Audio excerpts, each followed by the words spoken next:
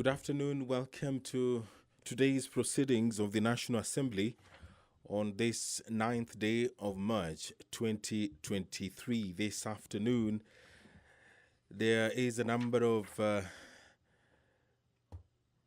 there are businesses that the House will be engaging in. Among them, the motion by the leader of the Kenya delegation to the OACPS-EU JPA. Now, this is a motion to adopt the report of the 42nd session of the Organization of Africa, Caribbean and Pacific States and the European Union Joint Parliamentary Assembly. That motion will be moved. It's at order number 8. And at order number 9 is a motion by the chairperson, Committee on Procedure and House Rules. It's a motion on report on the consideration of the amendments to the standing orders. And thereafter, the members will go to the Committee of the Whole House to consider amendments to the National Assembly standing orders. And there are a number of proposals which have been advanced and they are available on the order paper, which of course you can have access to on the parliament.go.ke, the National Assembly House Business /order paper. It is indicated there the standing orders that the members will be considering, the proposed amendments. Standing Order 25A, that Standing Order 25A be amended by deleting paragraph B and substituting thereof the following new paragraphs. A Cabinet Secretary to expound on government policy, reply to questions and provide reports concerning matters under his or her control. If you're just joining us, the business of the National Assembly is about to begin. There on your screen is the Deputy Speaker of the National Assembly, who is also the Member of Parliament for Uasin Gishu County, Honorable Gladys Bose-Sholay. I will now hand you over for this live broadcast. My name is Edward Kabasa. Do enjoy your viewing.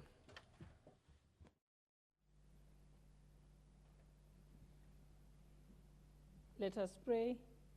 Almighty God, who in your wisdom and goodness have appointed the offices of leaders and parliaments for the welfare of society and the just government of the people, we beseech you to behold with your abundant favor as your servants whom you have been pleased to call to the performance of important trust in this republic.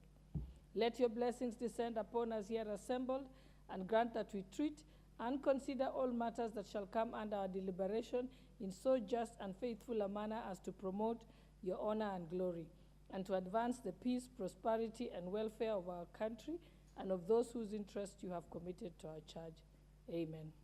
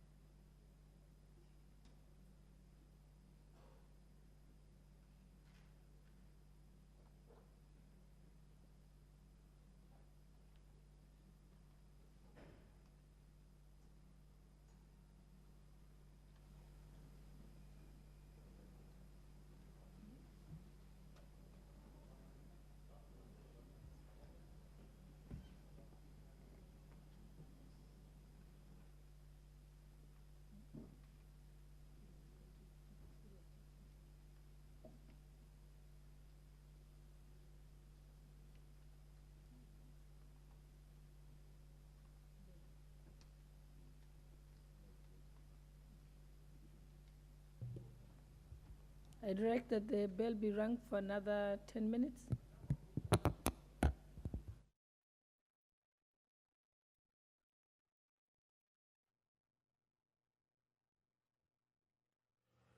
Good afternoon. If you're just joining us, this are the live proceedings of the National Assembly.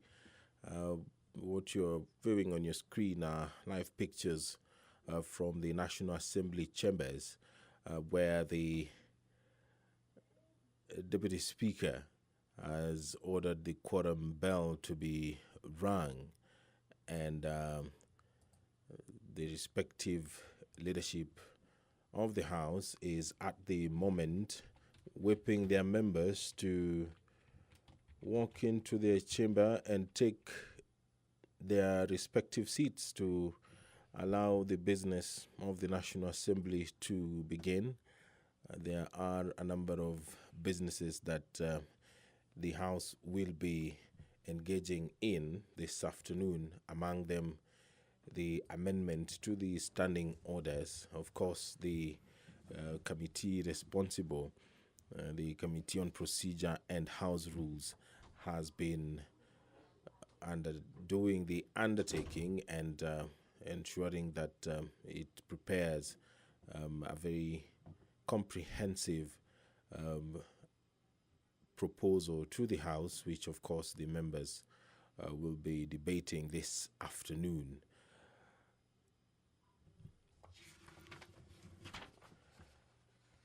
And thereafter, the leader of the majority party will... Quorum has been achieved. Order number 3, messages. Order number 4, petitions. Order number 5, papers.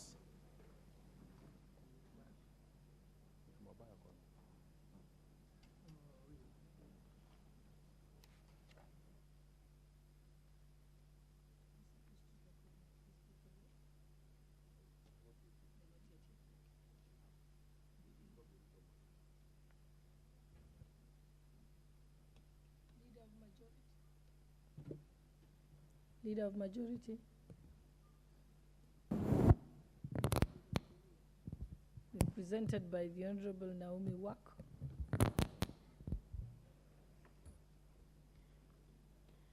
Honorable Speaker, I beg to lay the following papers on the table of the House today, Thursday, March 9th, 2023. Memorandum on ratification of the Minamata Convention on Mercury from Ministry of Foreign and Diaspora Affairs, reports of the Auditor General, and financial statement in respect of the following institution for the year ended 30th June 2020, and the certificates therein. A, Nyakach Technical and Vocational College, and B, Runyenjes Technical and Vocational College. 3, report of the Auditor General and financial statement in respect of the following institution for the year ended 30th June 2021, and the certificates therein. A, Kenya University and College Central Placement Services. B, Center for Mathematics, Science and Technology Education in Africa.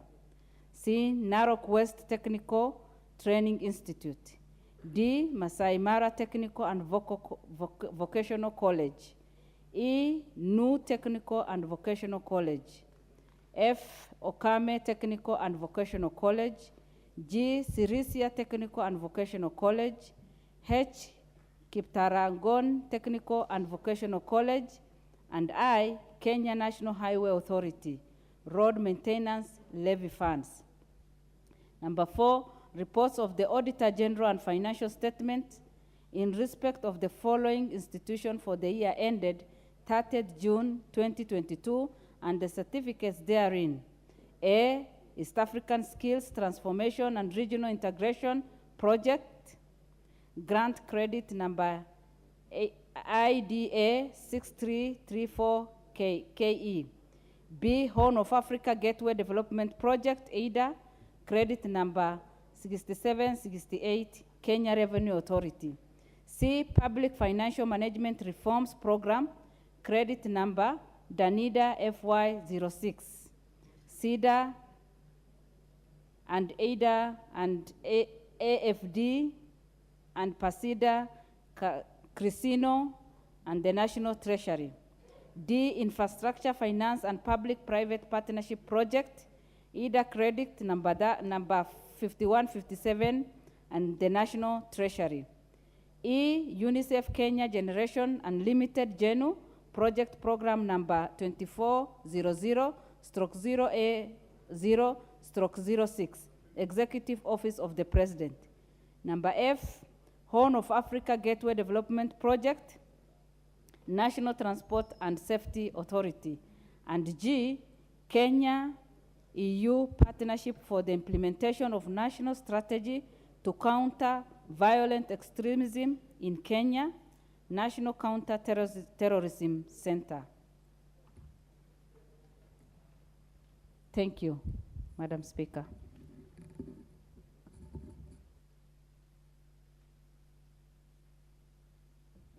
Next paper, Chairperson for Public Debt and Privatization Committee, Honorable Abdi Shure. Oh, you're here.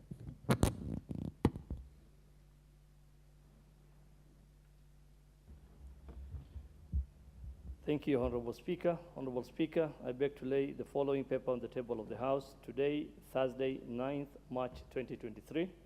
The report of the Public Debt and Privatization Committee on the 2023 Medium-Term Debt Management Strategy. I thank you, Honorable Speaker.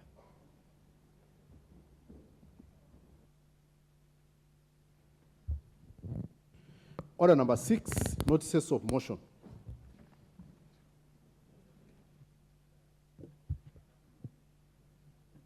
The Honorable Member for Konoi, Honorable Brighton Yegon.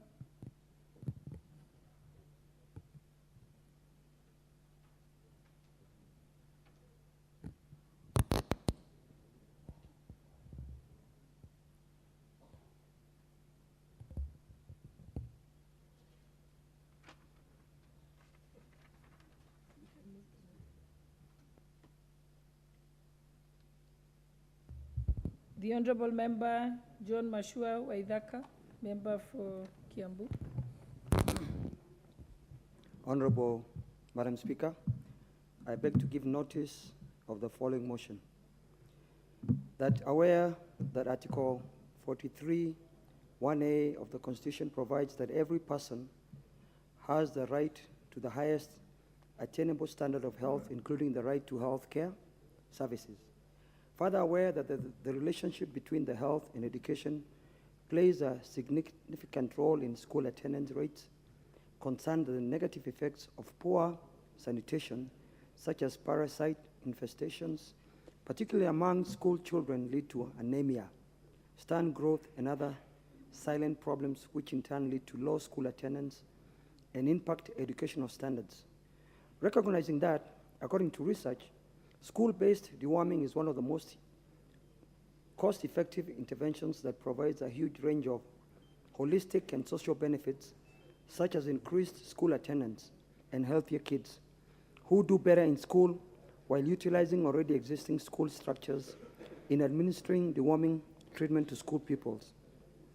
Recalling that previous programs conducted by the Ministry of Health in partnership with a non-governmental organization called Evident Action have only been piloted in a few selected counties, and that the deworming effects have been uncoordinated and dependent on external support with no clear policy or budgetary framework. Now therefore, this House urges that the national government, through the Ministry of Health, develops a national policy on the deworming school-going children as a crucial part of mainstreaming of healthcare access in the country. Thank you, Madam Speaker.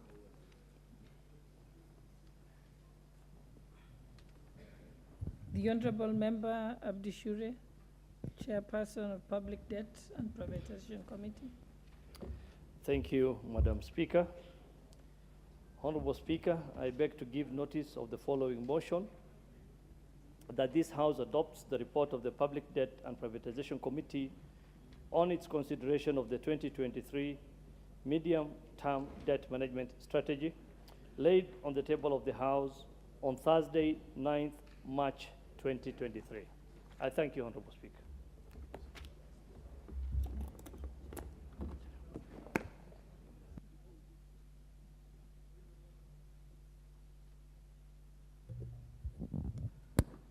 What's your point of order?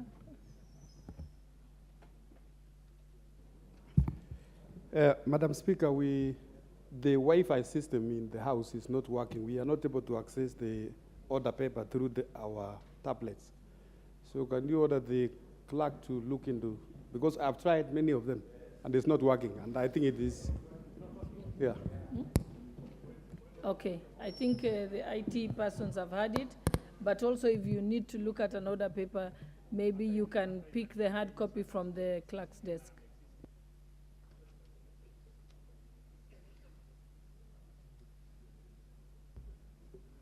Honorable members, I wish to recognize the presence of the following schools in the public gallery: Mudale Girls High School in Kitui West from Kitui County. Sacho High School, Baringo Central from Baringo County. Chania Girls High School, Thika Town Constituency, Kiambu County. And in the Speaker's Gallery, St. Jude Karurumo High School from Runyenjes Constituency, Embu County.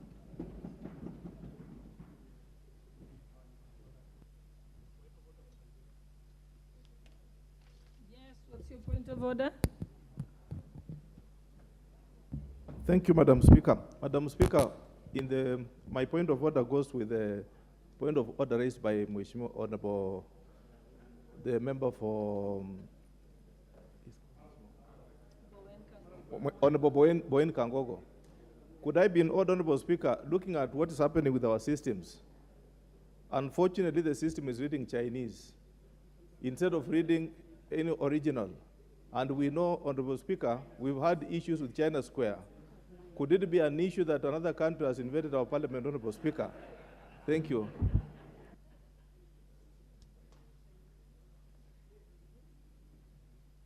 I think once the IT team inform me, then I'll know how to respond to that.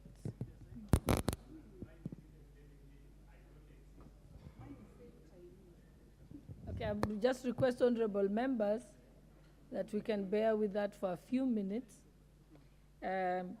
I think since those members who are supposed to go to the next order have their questions in writing, we can proceed with that. By that time, we shall have the systems working. Thank you.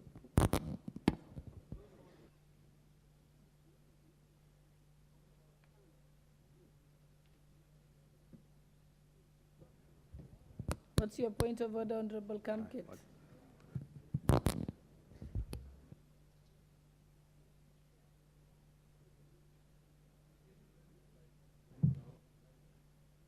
Kindly give him the mic,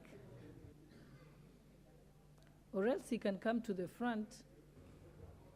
Okay. Yeah, Madam Speaker, yesterday I raised a matter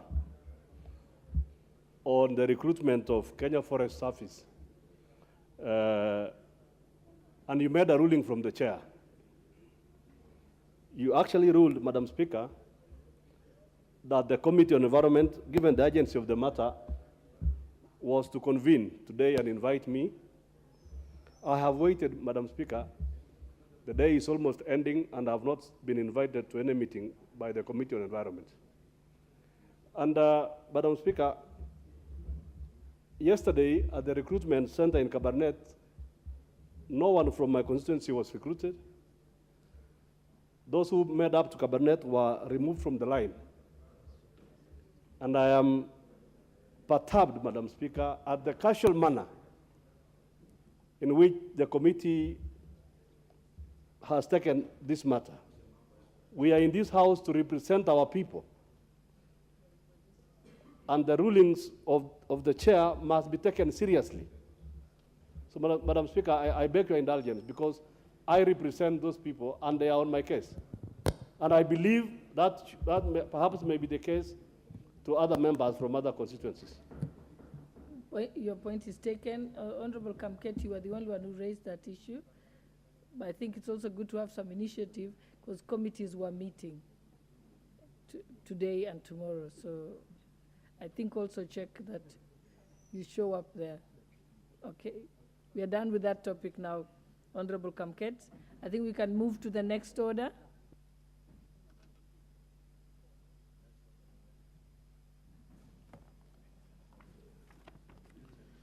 Order number 7, questions and statements. Honorable Member for Nakuru Town East, Honorable David Gikaria.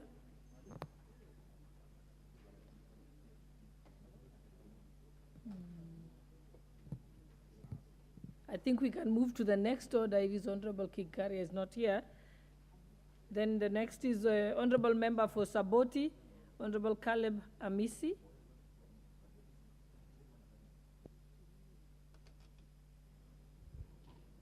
Thank you, Madam Speaker, for giving this opportunity to ask question number 31 of 2023.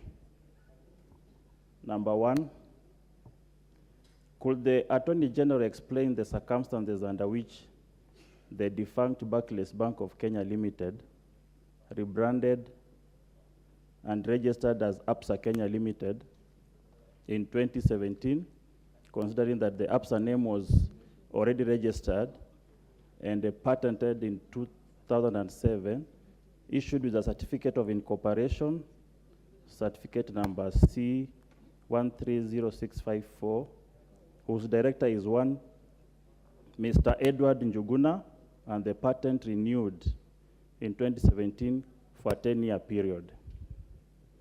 Number 2, could the Attorney General outline the steps that the government is taking to address the concerns raised in one above, and in particular, confirm whether any user rights for the name were transferred to the bank?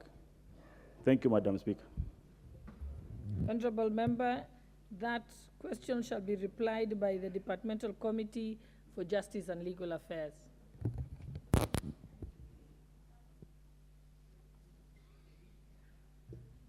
Honorable Member for Homa Bay Town, Honorable Peter Kaluma is not here. It was deferred, okay. And next is the Honorable Member for Mwingi West, Honorable Charles Ngusia.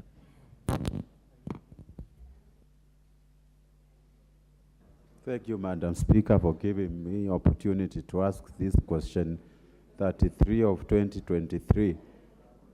Question 1, could the Cabinet Secretary explain the status of electricity connection and stored electrification projects to public institutions in Mwingi West constituency under the last mile connectivity program and rural electrification and renewable corporations? 2, explain why Kenya Power Mwingi region has been taking inordinately long to undertake repairs and maintenance of the power lines, including replacement of faulty transformers, which has occasioned frequent blackouts in Mwingi West constituency. 3, state the measures that the ministry has put in place to address the low voltages in some parts of the constituency. Thank you, Madam Speaker. Thank you. Next is the Honorable Member for Mandera South, Honorable Abdul Haro. Oh, what's your point of order, Member for Nyandarua?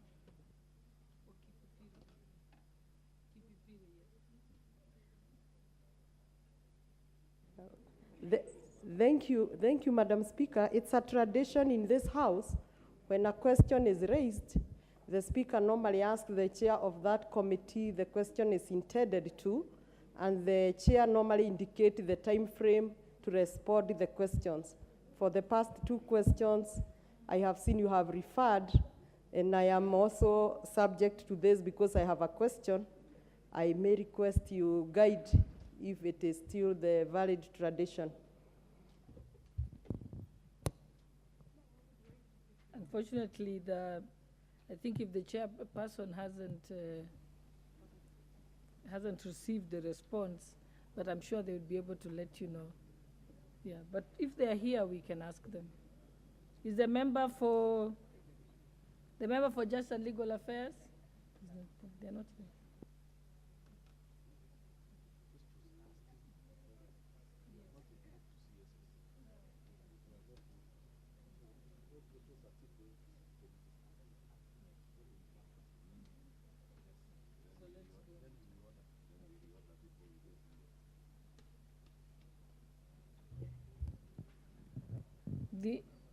The Honorable Member for Mandera South, Honorable Abdul Haro.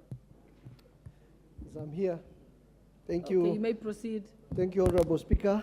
I rise to ask question 034 of 2023. The question to the Cabinet Secretary for Agriculture and Livestock Development. Could the Cabinet Secretary, one, state the percentage contribution of livestock farming to Kenya's gross domestic product, GDP, the percentage of Kenyans depending on livestock for their livelihoods, and the estimated loss in Kenya shillings of livestock that perished in ASAL counties from the year 2020 to date due to prolonged drought in the country. Two, provide on the foreseeable food insecurities in the said counties, including long-term impact on food security strategies under Vision 2030 and beyond. Three, state the measures that the ministry has put in place to mitigate drought and cushion pastoralists in ASAL regions of the country from effects of drought-related food insecurity. Thank you. Thank you, Honorable Member. Your question is to be replied before the Departmental Committee on Agriculture and Livestock. Next is the member for Kipipiri, Honorable Wanjiko Muhia. Your question. Thank you, Honorable Speaker. I'm starting to ask question 035/2023 to the Cabinet Secretary for Labor and Social Protection. Question number one is, what measures has the ministry put in place to facilitate elderly persons in the country through provision of food, water, means of transport when they are invited for beneficiary welfare committee meetings? Question number two, could the Cabinet Secretary consider decentralizing the said meetings and activities to sub-county level in order to enhance participation of elderly people who cannot travel to far places and allow verified caregivers to the elderly to attend the meetings on their behalf and vote as proxies? Question number three on the same, could the Cabinet Secretary outline the plans for ensuring inclusivity in attendance of beneficiary welfare committee meetings through participation of stakeholders, particularly political leaders, administration officers at both levels of government?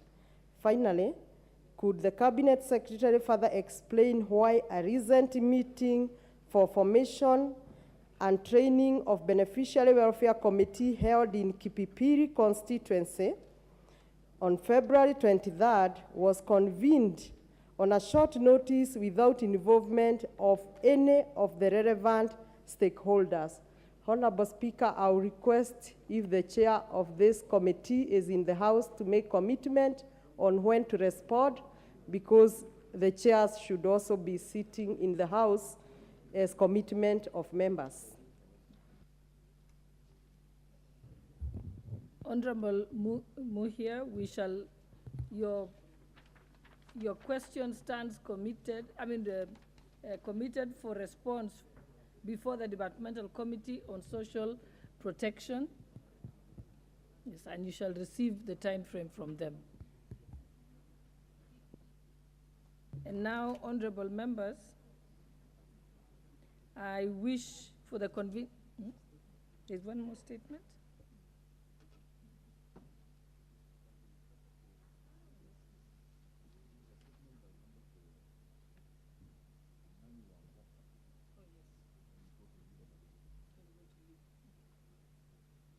Honorable members, I notice that there is one more statement by the chairperson of the Public Investments Committee on Governance and Education, Honorable Wanami Wamboka. Thank you, Honorable Speaker. I rise to give a statement on the financial state of public universities. I arise under Standing Order 44-2B to issue the following statement in light of the now dire need of public universities in Kenya and the need for drastic and radical steps to salvage them. Honorable Speaker, the Public Investments Committee on Governance and Education has begun examining audited accounts of, among others, our public universities. What has struck the committee is the fact that in subsequent audit reports, the Auditor General has found that all of these public universities have negative working capital and no longer a going concern. From the foregoing, on the 28th February 2023, we met with the Principal Secretary, Higher Education, together with the leadership of the University Fund, Higher Education Loans Board, and the Office of the Auditor General to discuss the following. 1, funding structures to public universities, including sums disbursed in the last 5 financial years. 2, capitation provided to students in both private and public universities, including criteria used for each. 3, law providing for issuance of public funds to private universities. 4, how public funds issued to private universities are audited. And 5, efforts to make public universities financially sustainable. Honorable Speaker, from our meeting, we made the following observations.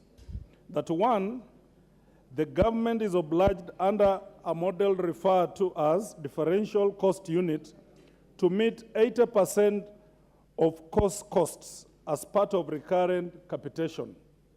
2, the government has failed to meet this obligation, and those disbursed have seen the amounts dropping over the years from 66.4% in 2018-2019 to 48.11% in the current financial year.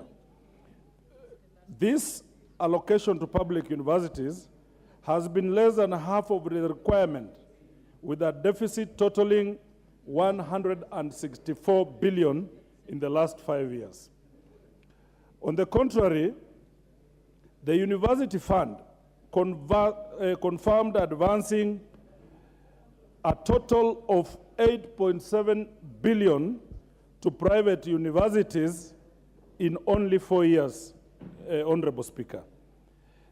You can imagine, whereas, Madam Speaker, public universities are struggling, they do not they do not have money to run their programs and run a risk of being closed down. The government has advanced a total of 8.7 billion to private universities as a grant. To make the matters worse, the funds have not been audited, Madam Speaker. The government has run a program of placing students into private universities and funding them through conditional grants based on their higher fee structures at the expense of public universities. For instance, Madam Speaker, our fee structure of a public university is about 16,000. If you compare with the average private university is about 100,000. We do not understand why would the government want to place students who are already poor in private universities. The Auditor General did not audit funds sent to private universities, according to them, due to capacity challenges. whereas they have been auditing all the public universities. The ministry has used the existing laws, the University Act 2012 and the HELP Act 1995, at a free hand to allow placement of students to private universities based on the definition of universities as being both public and private, despite public university now having capacity to absorb all government-sponsored students. It beats logic, Madam Speaker, why the government continually through OACPS want to place students to private universities, whereas public universities are dying. The Kenya Universities and Colleges Central Placement Service has allowed students to select courses from whichever university, Point of order, Leader of Majority? despite their... Honorable Speaker, you know, I can see many of us are struggling to follow what the honorable member is reading in the statement. I just wanted a clarification from the honorable member, whether this is a personal statement or it is a statement on behalf of the committee he chairs, because I know he's the chair of the PIC Committee on Governance and Education, because I can see it's quite a long statement, and I don't know if it is a committee statement. Should we be doing this as a statement or as a report of the committee that can be tabled before this House, debated with recommendations, offering solutions to the country? Because a statement, if it's a personal statement, then we can allow him to read the 5 pages. But if it's a committee statement, then he needs to clarify what it is. Is it a report? Is it a statement? Or what is it? Honorable Speaker, I'm giving a status report on behalf of my committee, which was approved by your office. All of us would understand that this is a matter of great concern in the country right now. We are just giving a status report and want to just brief the House in terms of where we are, but we're going to bring a full report at the end of this. Under what standing order, Honorable Member? Honorable Speaker, we came through your office and you approved this. So I would it really came in as a statement.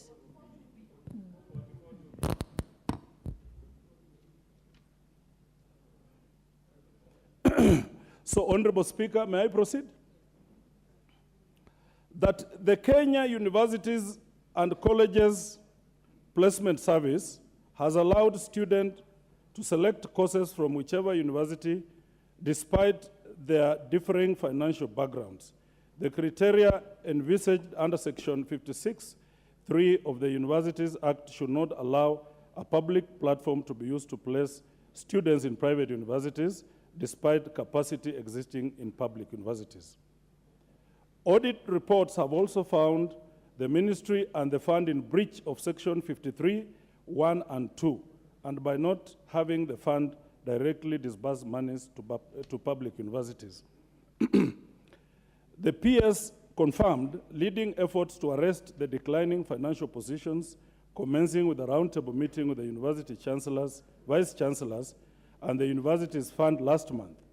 The committee observes that these efforts are reactionary, may be cosmetic, and from the preliminary reports in the public domain, they intend to raise fees in public universities rather than first streamlining public funds available as well as governance. And that's why, Honorable Speaker, I don't take the comments by Majority Leader lightly, because this is a very serious matter. We are trying it's a serious national issue, Honorable Speaker. Honorable Speaker, from the foregoing, honorable members will appreciate that policy precedes appropriation and audit. Honorable. And therefore, Leader of these matters are cyclic in nature and need concerted. Thank you, Honorable Speaker. I think you need to protect me. Thank you, surely. Honorable Speaker. You know, it's good, Honorable Speaker. The Honorable Wamboka, I know, is new in this House, but it's also good to take time to learn. Because under Standing Order 44.2b, I was just trying to guide the Honorable Wamboka. You should just read the statement as was approved by the Speaker. In the text it is in, not reports. Don't lecture the House. Don't seek to inform the Leader of Majority. There is nothing you can inform me in terms of procedures of this House. I can only teach you.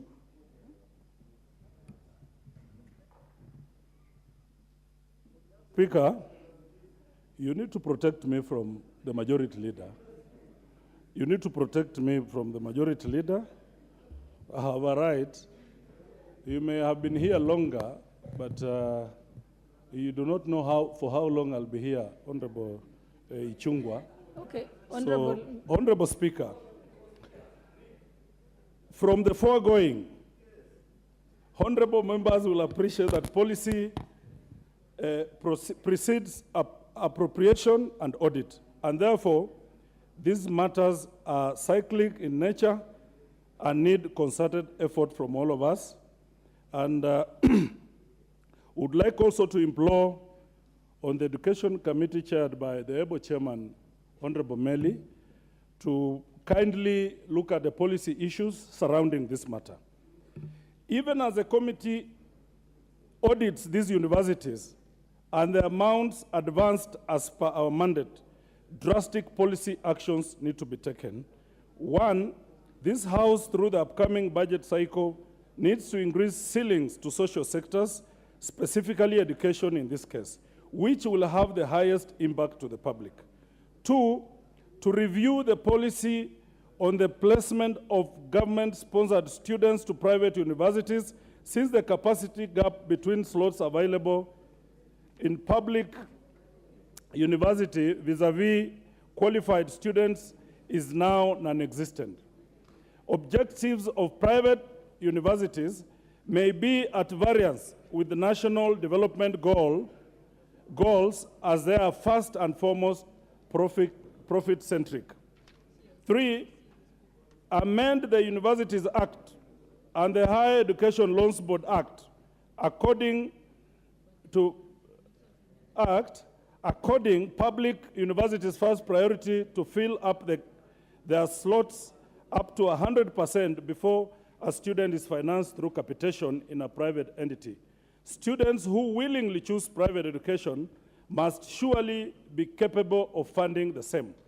And four, fully operationalize the university's fund to enable them directly disburse funds to public universities as envisaged by Section 53(1) and 2 of the Universities Act.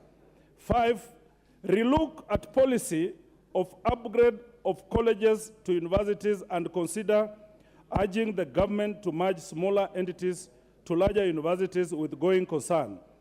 This will see closure of non-strategic campuses and programs. Six, standardize corporate governance in public universities and work with the ministry through the Universities Fund and devise means of sustainability of these public universities, including optimization of idle assets, of which the committee has been seeing in their books of the accounts. Honorable Speaker, this is an urgent matter, and if not arrested, will see the collapse of this critical service, that they should ideally provide human capital to power the economy. The education system must be salvaged. I must confirm that the Public Investments Committee on Education and Governance has already requested for a special audit on all funds issued to private universities under the aforementioned scheme, and I undertake that the committee's report will leave no stone unturned towards ensuring sustenance of these public institutions. Thank you, Honorable Speaker. Thank you, Honorable Member. I think the challenge had been the first line of your statement, just confirming under which standing order. Are we giving Honorable Brighton a chance? Are we giving Honorable Brighton? The Brighton has come. He's here. Wants to speak. Tell him this guy has a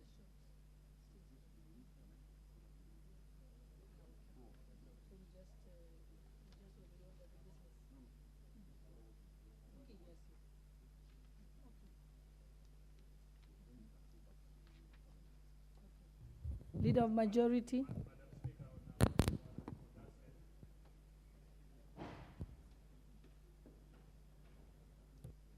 We'll give you a minute on it, yes.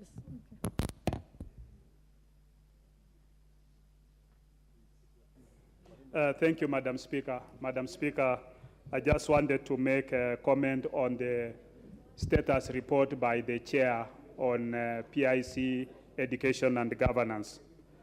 Madam Speaker, in this country, University Act 2012 amended, when it was amended, it did not provide for regulation of training of doctors and pharmacists by the various bodies which they are supposed to be responsible. And I think as the Education Committee prepares their report, this is something that is very critical because the caliber of doctors and pharmacists, which are supposed to be regulated by the Pharmacy and Poisons Board, together with the Kenya Medical Practitioners and Dentists Council, if it is not checked, the level of training within our universities, then we will be releasing doctors to the market who are half-baked without any proper regulation. So I want to urge the chair that when you are looking at it, please let's amend the Education Act to provide that the Medical Practitioners and Dentists Council and the Pharmacy and Poisons Board are able to oversight our universities to make sure that they are providing, in terms of regulation, the proper training of the doctors and the proper training of the pharmacists. And we are seeing a lot of mismanagement cases. Of recent, we had a case in Nairobi Hospital, which I saw on Twitter, and it brought a lot of issues. We've had cases of even people raising a lot of issues about mismanagement of patients. And I think as a country, we must be able to look at that and rectify so that we bring doctors that are of good caliber to our nation. Thank you, Madam Speaker. Thank you.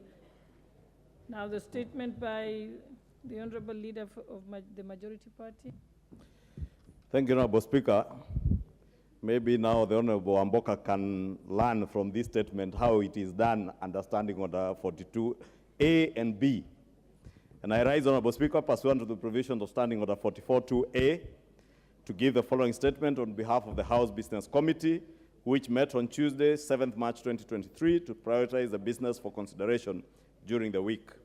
Honorable Speaker, as members are aware, yesterday the House approved the report of the Joint Committee of the National Assembly, Departmental Committee on Finance and National Planning, and the Senate Standing Committee on Finance and Budget on the vetting of Dr. Susan Jemtai Koech for appointment as the Deputy Governor of the Central Bank of Kenya. I thank honorable members of the committees and indeed the House for the steadfast commitment that saw the conclusion of this very important business. Honorable Speaker, it is expected that the House will today consider the 6th report of the Procedure and House Rules Committee on amendments to the standing orders. I look forward to the debate on these proposed changes that, if approved by the House, would see Cabinet Secretaries appearing before the House to answer to questions by members. This will be a positive step towards greater accountability by the Executive, as well as an enhancement of the oversight processes of the House. Therefore, I urge members to be present and actively participate in this important business. Honorable Speaker, without anticipating debate, it is expected that the House will conclude the general debate on proposals to amend the Constitution and the standing orders today afternoon. Should this not happen, the general debate will form part of the business for Tuesday next week. The same will apply to the debate on the report of the 22nd session of the Organization of African Assembly and the second reading of the Statute Miscellaneous Amendment Bill, National Bill number 60 of 2022. Honorable Speaker, the Public Debt and Privatization Committee has just tabled its report on the medium-term debt strategy management paper, where the Budget and Operations Committee is expected to conclude and table its report on consideration of the budget policy statement. These two reports shall therefore also form part of the business to be considered next week as we continue with the budget process. Honorable Speaker, finally, the House Business Committee will reconvene on Tuesday, 14 March 2023 to schedule business for the rest of the week. And now I wish to lay this statement on the table of the House. Thank you. Thank you, Leader of Majority.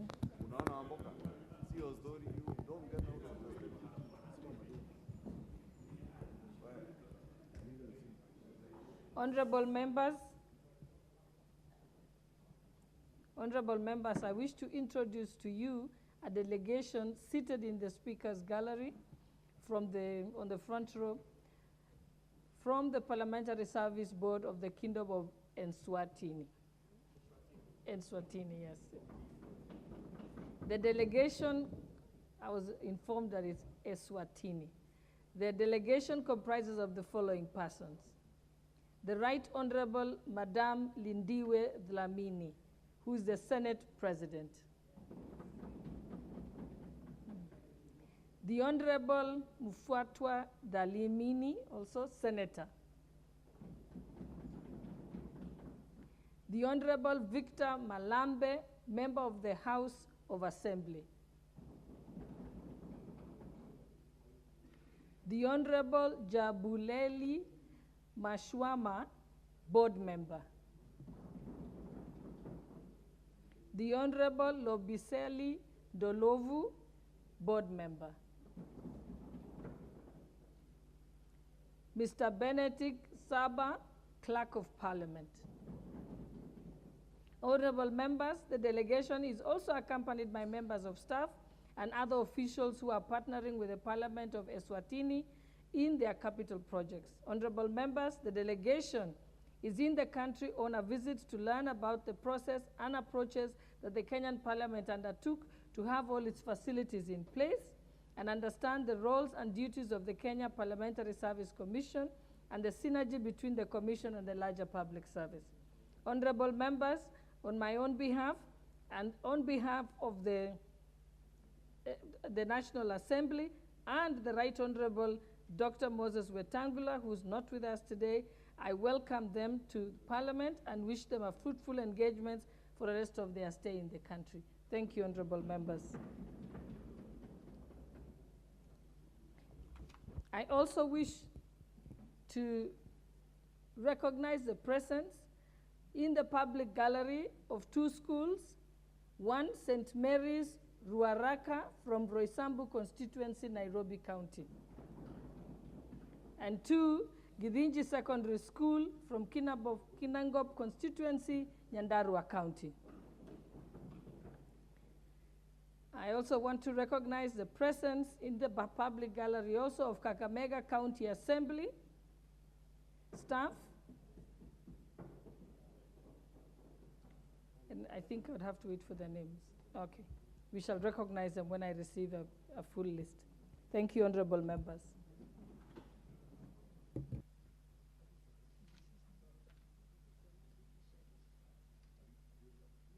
Yes. Honorable members, for the convenience of the House and members, I will reorder the House business so that we go to order number 9, then to order number 10, and then back to order number 8. Thank you, honorable members.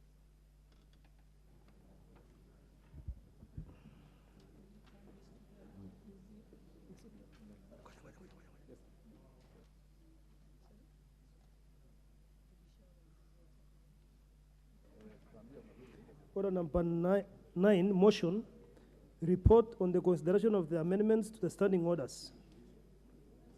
General debate.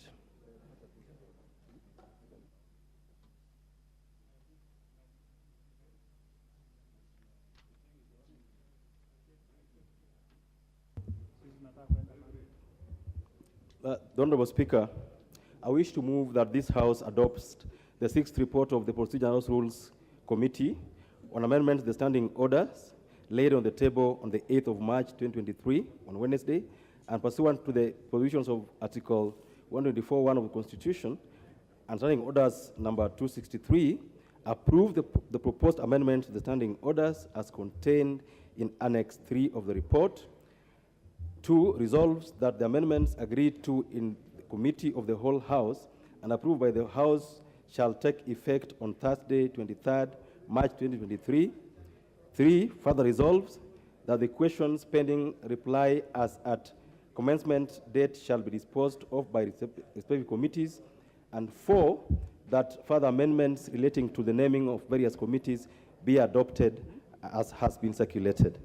Madam Speaker, our Constitution at Article 125 provides that either houses of Parliament or any of its committees has the power to summon any person to appear before it for purposes of giving evidence or providing information. Madam Speaker, further Article 125, Madam Speaker, further Article 153 requires CSS to appear before the House of Parliament and its committees to give reports or answer to any questions that may arise. Madam Speaker, historically, this country had a case where ministers sat in this house and answered questions directly from members of Parliament as and when they are asked. Madam Speaker, since the new constitution came to be, it's been very difficult for us as a Parliament to get answers from Cabinet Secretary, Madam Speaker. We have so many committees.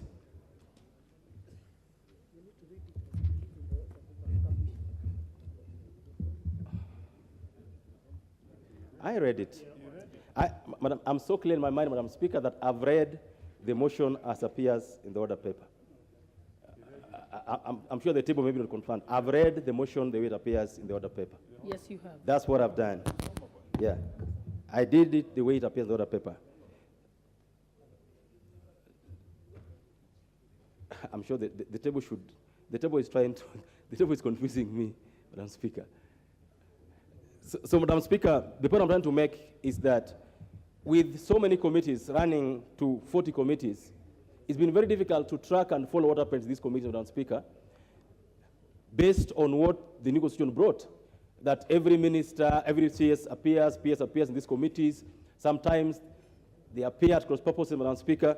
It's been difficult to even ensure that members of Parliament are able to hold the executive to account because of this situation, Madam Speaker. Madam Speaker, you've seen laxity on the side of Cabinet Secretaries because we have no sanctions. A minister comes before a committee with answers that are incomplete. You are harangued, there's nothing you can do. You can't send him away. You can't chase him. Madam Speaker, before, if a minister appeared before the House with half-baked answers or incomplete answers, Madam Speaker, the Speaker had the power to send them away, not to appear in the House for even 2 weeks, 3 weeks, or even a month. Madam Speaker, now we don't have a chance. As a minister appears, a CS appears before a committee, provides half-baked answers, we have no recourse, we don't know what to do. Now, Speaker, we've had a situation where 10 years down the lane, sometimes Kenyans don't even know the minister for whatever portfolio because of this situation, Madam Speaker. Madam Speaker, we want Kenyans to know what the Parliament is doing.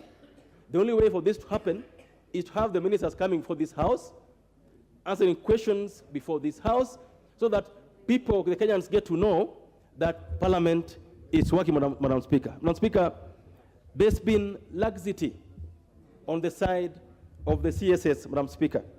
Comparative analysis shows that where ministers or executive appears before a House as a whole, there is more oversight, Madam Speaker. There is more scrutiny, Madam Speaker. The ministers take their work more seriously, as opposed to a situation where now they appear before a few members of Parliament, 19 or 20 of them, and they feel they have done their duty, Madam Speaker. Currently, CSS feel that they only owe allegiance or they only should answer questions from members of the respective committees, so that if a member of Parliament from Funyula, my friend Owundo, asks a question to the CS in charge of Interior, but the Interior Minister only sees the 19 members every day, he thinks that he should not be held accountable by the Honorable Owundo because there's no way he meets him.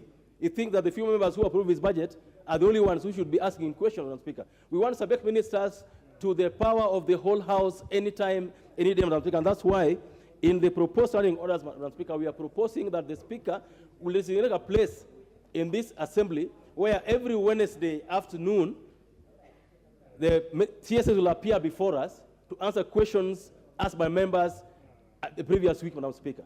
So what's going to happen is that every afternoon, Wednesday afternoon, we'll convert this House to a plenary where ministers answer questions. Madam Speaker, we provided that the majority leader will be telling us 1 week before that the following week the following ministers will appear before the House to answer questions asked by members, Madam Speaker.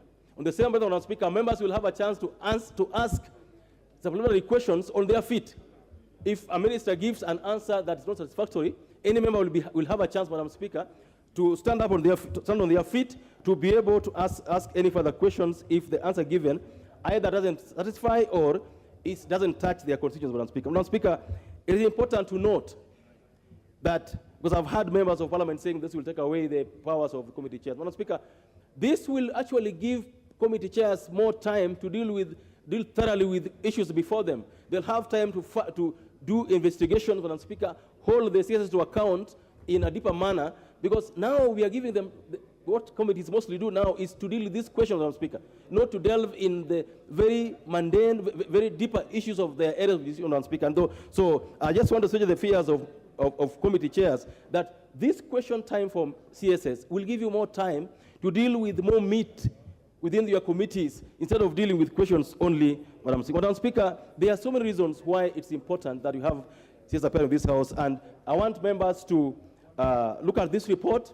The report has been circulated. I don't want to go through it wholly because it's a huge report, but to just request members to note that this House will be richer with all of us being able to hold the CSS to account instead of a few members of a committee being the only ones that are required to all the time hold the CSS to account. It also, Madam Speaker, it also avoid CSS shirking responsibility by only dealing with their committee members under their charge instead of appearing before the House all the time, Madam Speaker. Madam Speaker, I don't want to say much. I just want to request members that before we did this report, we also did some benchmarking.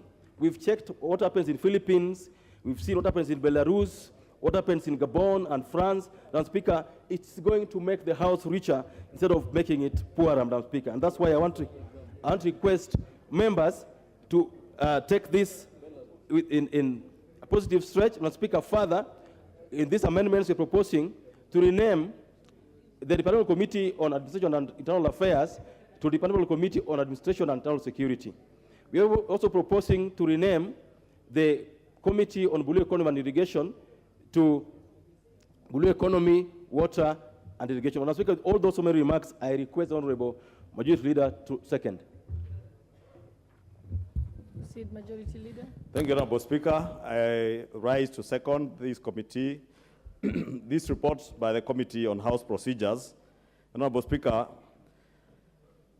just to say, Honorable Speaker, as the mover moved, the Honorable Chieng, it was important to mention that upon approval of the proposed amendments to the standing orders, as are contained in the report on Annex 3, we shall be resolving that the amendments that will be agreed on in the Committee of the Whole House, if approved by the House, they shall take effect on the 23rd March 2023, Thursday, 23rd March, and also to further resolve that the questions pending reply as at the commencement date shall be disposed of by the respective committees. Honorable Speaker, it's important so that chairs of the respective committees that have questions lined up ahead, those that have been asked, could note what has been stipulated in order paper as to the resolutions of the House this afternoon, should we finish with this business today.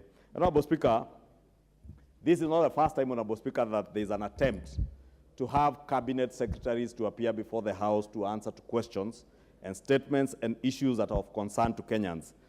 Honorable Speaker, you remember even in the 12th Parliament, there was an attempt, but Honorable Speaker, because the regime then was afraid of being accountable to the people of Kenya and accountable to the people's representatives, there was no support from the executive. But Honorable Speaker, we now have a government that is not afraid to be accountable to the people's representatives and accountable to the people of Kenya. And that is why these proposals have support even from the executive, because we have an executive now that intends and has told the people of Kenya they intend to be accountable to the people of Kenya. And they have no fear to appear before the House and to answer to questions that have been raised by members of the committee, members of the House, either to cabinet secretaries on issues that pertain to the welfare of the people we represent, or even to articulate government policy, Honorable Speaker, on matters that relate to the governance of our country. Honorable Speaker, it has been difficult under the current circumstances for chairs of committees to come and answer to questions on matters that really are not under their purview. Therefore, Honorable Speaker, I do not want to say much because I know there are members, Honorable Speaker, who are to appear before the Budget and Appropriations Committee. I therefore don't want to take much of our time, and I therefore beg to second and ask that Cabinet Secretaries to now be prepared.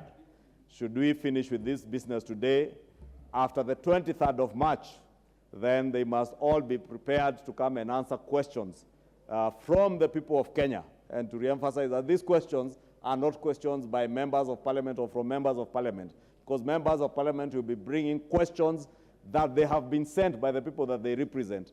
And the cabinet secretaries must come well prepared. As has been proposed, Honorable Speaker, the Speaker can allow supplementary questions, either from the member who asked the question or even from another 2 or so members. And therefore want to beg that we do support these proposed amendments and ask members' indulgence even as we go to the third reading, hopefully. With that, Honorable Speaker, I beg to second.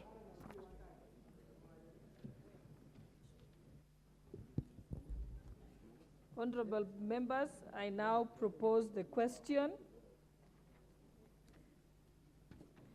that this House adopts the 6th report of the Procedure and House Rules Committee on the amendments of the standing orders, laid on the table of this House on Wednesday, 8th March 2023, and pursuant to the provisions of Article 124(1) of the Constitution and Standing Order number 265. 1. Approves the proposed amendments to the standing orders as contained in Annex 3 of the report. And 2. Resolves that the amendments agreed in the Committee of the Whole House and approved by the House shall take effect on Thursday, the 23rd March 2023. And 3. Further resolves that the questions pending reply as at the commencement date shall be disposed of by the respective committees. The mood of the House that we put the question. Honorable members, I now put the question.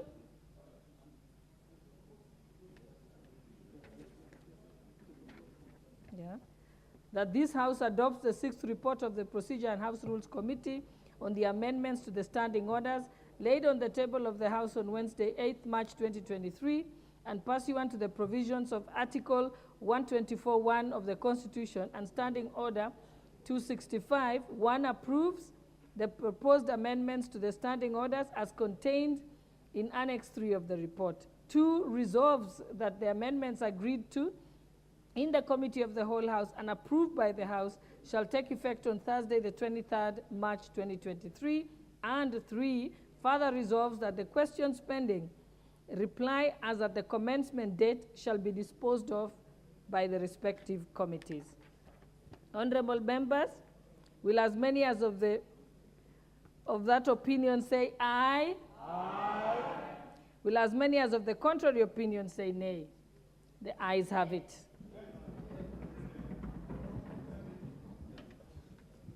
Order number 10, Committee of the Whole House.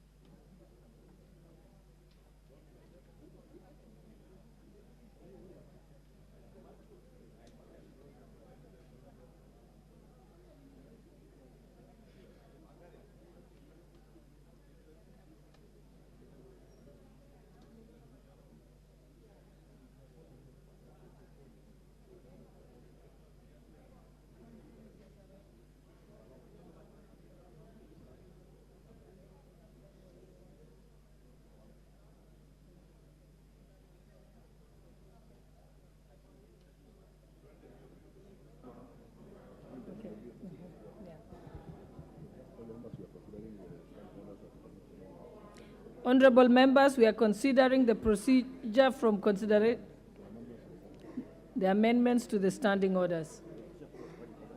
Okay, read.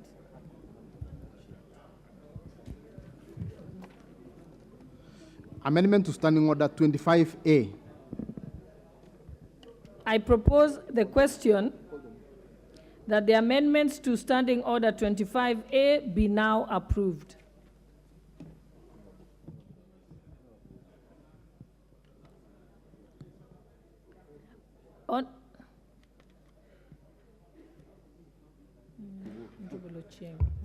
Honorable Chair, I move that Standing Order number 25A be amended as proposed in the Standing Order. Madam Speaker, this is just for the Speaker to designate a place where the Cabinet Secretaries will be coming to answer the questions. And this time round, we're including all the Cabinet Secretaries apart from the Cabinet Secretary for Finance. And Speaker, I move.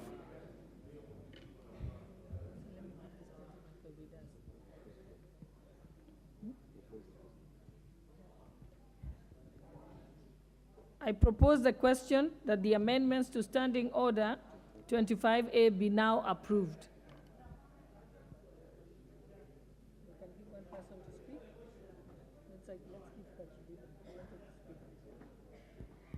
Yes, Honorable Member for Funyula.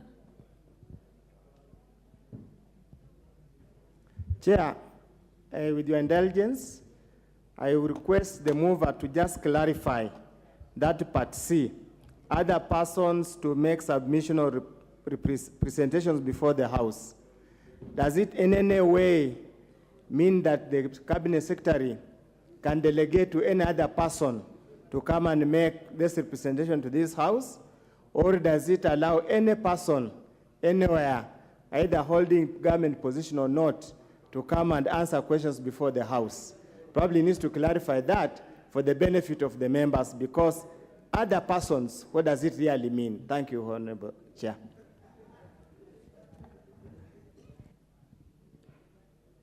Yes, the mover. Madam Chair, these amendments relate purely to Cabinet Secretaries.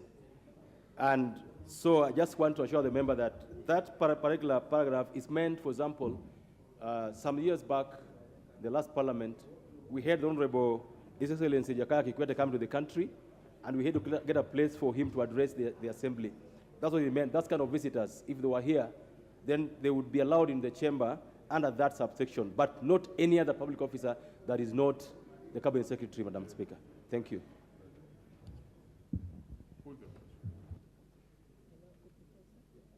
Is the mood of the House that we put the question? Yes. I now put the question that the amendments to Standing Order number 25A be now approved. Will as many of the other opinions say aye? Aye. Will as many as of the contrary opinion say nay? The ayes have it. Amendment to Standing Order 30. I propose the mover. Okay. Now, Speaker, I beg to move that the Standing Order number 30 be amended as proposed in the order paper. Madam Speaker, the idea here is just to ensure that on Wednesdays of every week, we have time between 2:30 or just after 4 p.m., 9 p.m. So the amendment just to enable the Speaker of the day to extend the times of sitting to accommodate the coming into the House of the Cabinet Secretaries, Madam Speaker, nothing more.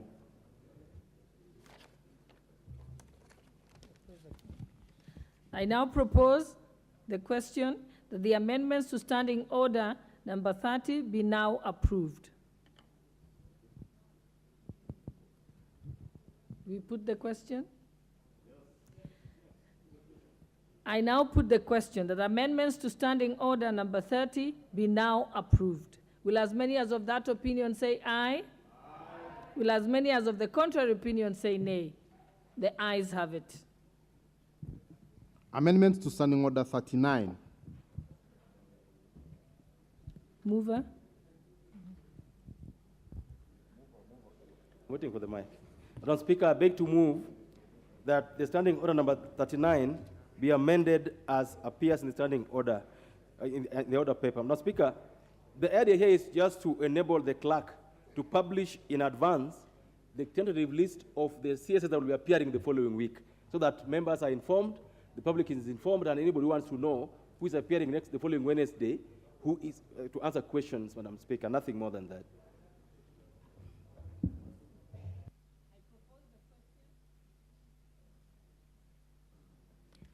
I propose the question that the amendments to Standing Order 39 be now approved.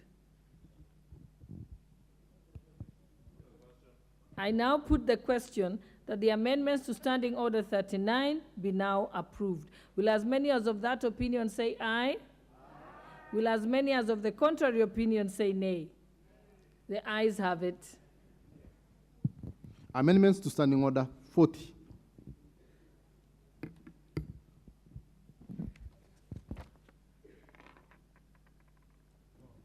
Madam Chairperson, I beg to move that Standing Order number 40 be amended as appearing in this order paper, and Speaker, to enable this House to set aside 3 hours every Wednesday afternoon, upon which there'll be time for cabinet secretaries to appear to answer the questions or give reports to this House. So the idea there is to just set aside the 3 hours on Wednesday afternoons. I now propose the question that the amendments to Standing Order 40 be now approved. I now put the question that the amendments to Standing Order 40 be now approved. Will as many as of that opinion say aye? Aye. Will as many as of the contrary opinion say nay? The ayes have it. Amendments to Standing Order 42A. Mover. Chairperson, Madam Chairperson, I beg to move that Standing Order number 42A be amended as appearing in the order paper. Madam Chairperson, this is to principally allow questions to be replied to before the House and before the committees, and to align references to committees in part with the shift to questions being replied to in the House. Before it was committees, now it is before the House. I now propose the question that the amendments to Standing Order 42A be now approved.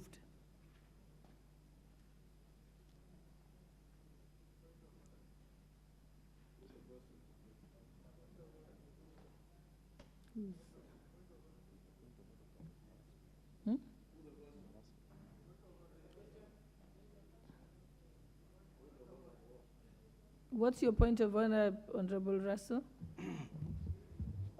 Thank you very much, Honorable Chair. Whereas I agree with the mover on that suggestion.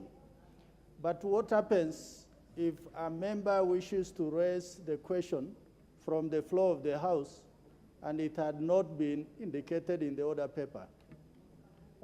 Do we put it in the standing order or it is just allowed?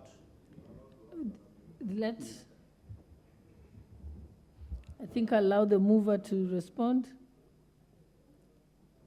Madam Speaker, the reason this was important is that we are saying that questions later, in fact, the questions are going to be answered to be within 14 days, but questions are asked in advance. So the only questions that can be asked on the spur of the moment are follow-up questions.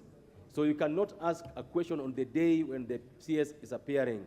And that's why we said earlier, and we come into it just now, that the majority leader will be telling us 1 week in advance that the following week we'll answer the following questions by the following cabinet secretaries. Thank you. That's well addressed. Thank you. I now propose that I now put the question that the amendments to Standing Order 42A be now approved. Will as many as of that opinion say aye? Aye. Will as many as of the contrary opinion say nay? The ayes have it. Amendments to Standing Order 42B. Madam Chairperson, I beg to move that Standing Order number 42B be amended as proposed in the order paper. Now, Speaker, this is to allow a member to request the Speaker to defer a question or withdraw a question where the question sought to be asked has been overtaken by events, and further, to allow a question to include a request for a report from a cabinet secretary. I now propose the question that amendments to Standing Order 42B be now approved.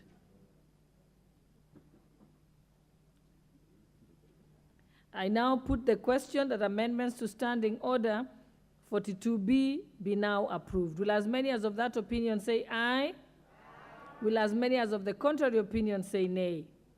The ayes have it. Amendments to Standing Order 42C. Madam Chairperson, I beg to move that the amendment to Standing Order 42C be made as proposed in the Standing Order. Madam Speaker, this is largely about the manner of disposal of the questions, in terms of the Cabinet Secretary being able to provide physical and electronic copies of a reply to a question, alongside coming to answer the question on the floor of the House.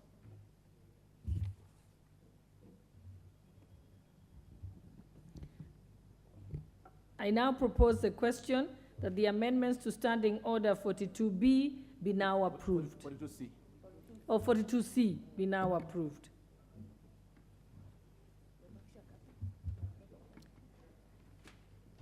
I now put the question that the amendments to Standing Order 42C be now approved. Will as many as of that opinion say aye?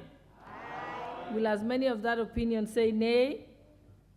The ayes have it.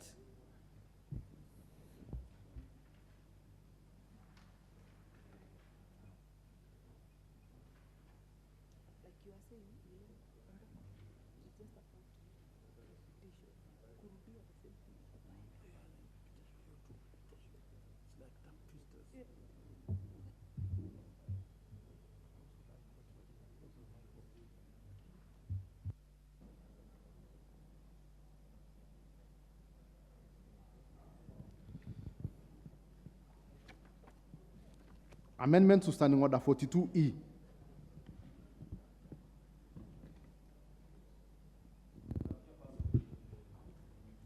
Madam Chairperson, I beg to move that Standing Order 42E be amended as proposed. And the reason for this amendment, Madam Chairperson, is to require the Cabinet Secretaries to provide replies to questions within 14 days of their being asked, and where there's an urgent question, provide an answer within 48 hours. I now propose the question that the amendments to Standing Order 42E be now approved. I now put the question that amendments to Standing Order 42E be now approved. Will as many as of that opinion say aye? Aye. Will as many as of the contrary opinion say nay? No one. The ayes have it. Amendment to Standing Order 42G. Honorable Chairperson, I beg to move that Standing Order 42G be amended as proposed standing orders when I speak, Madam Chairperson, provide for replies to questions directed to commissions or independent offices to be given before committees. Madam Chairperson, we thought that independent offices and commissions do not rank as Cabinet Secretaries, and therefore questions directed to them would still be answered before the respective committees. That is the import of that amendment. I propose the question that the amendments to Standing Order 42G be now approved. I now put the question that the amendments to Standing Order 42G be now approved. Will as many as of that opinion say aye? Aye. Will as many of the contrary opinion say nay? The ayes have it. Amendment to Standing Order 216. Madam Chairperson, I move that Standing Order 216 be amended as proposed in the standing orders, in the order paper. Now, Speaker, as you may have realized, Madam Chairperson, as you may have realized, to effectuate these amendments, a number of roles are assigned to the majority leader, or leader of majority party. But, Madam Speaker, we are contemplating that where the government is formed by the minority party, the minority leader should be able to perform those functions. That's why this particular amendment is to provide for the functions of the leader of majority with regard to questions to be discharged by the leader of minority in the event that the minority forms national government. Thank you. I propose the question that the amendments to Standing Order 216 be now approved. I now put the question that the amendments to Standing Order 216 be now approved. Will as many as of that opinion say aye? Aye. Will as many as of the contrary opinion say nay? The ayes have it.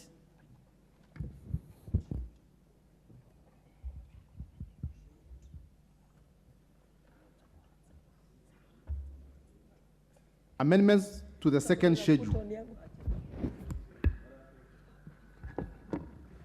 Madam Chairperson, I beg to move that the second schedule of outstanding orders be amended as appearing in the order paper. And Madam Chairperson, for the bodies of doubt, this relates the supplementary order paper that was circulated earlier as approved by the Honorable Speaker. Madam Speaker, this relates to renaming, one, the Departmental Committee on Administration and Internal Affairs to Departmental Committee on Administration and Internal Security. The other one relates to renaming the Departmental Committee on Blue Economy and Irrigation to Blue Economy, Water and Irrigation.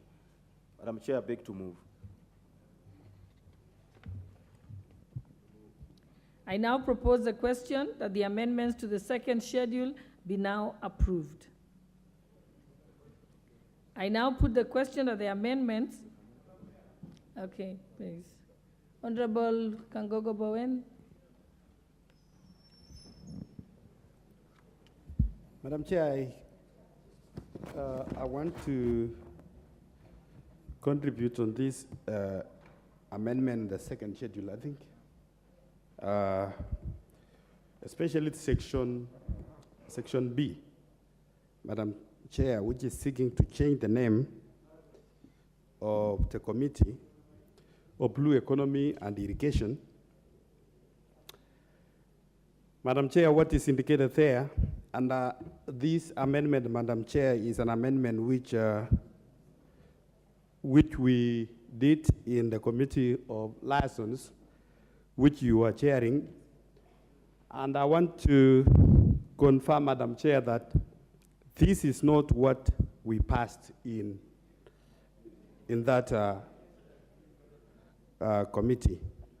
Madam Chair, the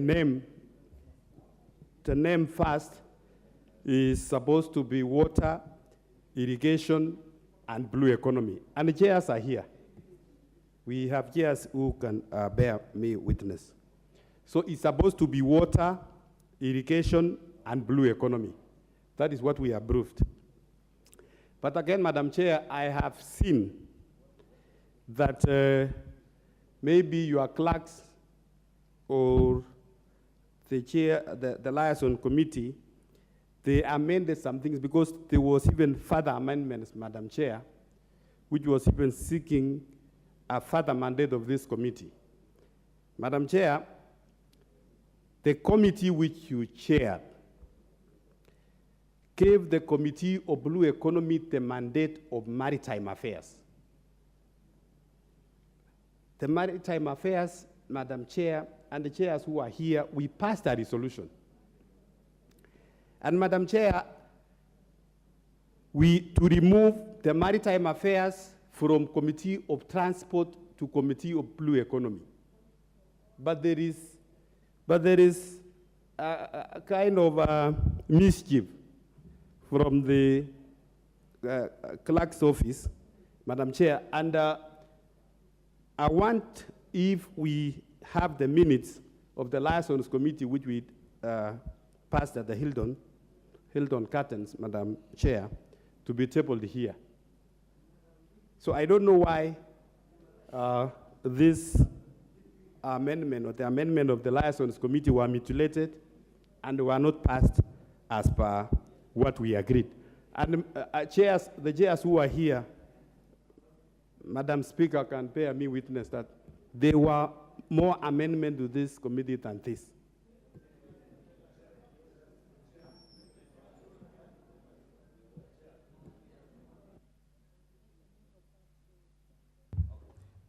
Chair, as regards to the order of the name of the committee, instead of Water, Blue Economy and Irrigation, it's just, I want to persuade the chairperson, it's just a matter of nomenclature. If you look at our second schedule, Blue Economy appears as the second committee, departmental committee under that, and we wanted to retain it that way. No harm intended, no mischief intended. So I want to request the chairperson to just accept that we call the committee Blue Economy, Water and Irrigation. It doesn't in any way interfere with its jurisdiction or mandate. It makes it tidier for naming and nomenclature and our standing orders. Nothing more than that.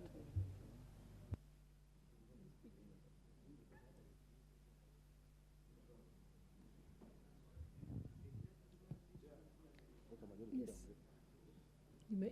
You may proceed. You want to Chair, I think the mover has really put it in the right context in terms of naming, and I've also just been explaining to the chair of the Blue Economic Committee that the other matter on maritime is yet to go to the House Procedures Committee.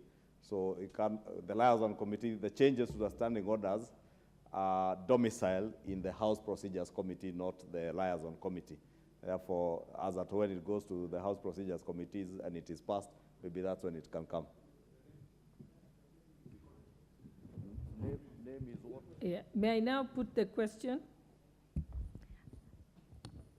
I now put the question that the amendments to the second schedule be now approved. Will as many as of that opinion say aye? Aye. Will as many as of the contrary opinion say nay? The ayes have it. Can call the mover.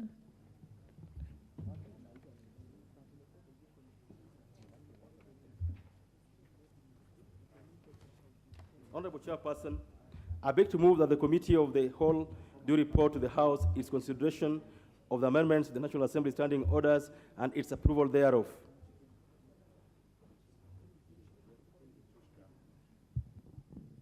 I put the question, which is that the committee do report to the House its consideration of the amendments to the National Assembly standing orders and its approval thereof. Will as many as of that opinion say aye? Will as many as of the contrary opinion say nay? The ayes have it.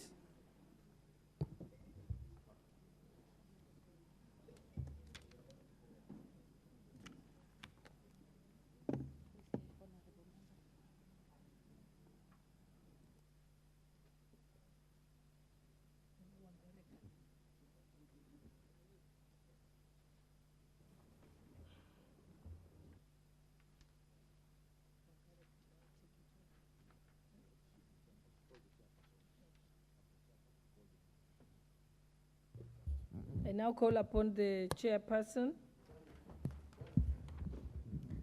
Honorable Speaker, I beg to report that the Committee of the Whole House has considered the amendments to the National Assembly standing orders and approved the amendments to the National Assembly standing orders.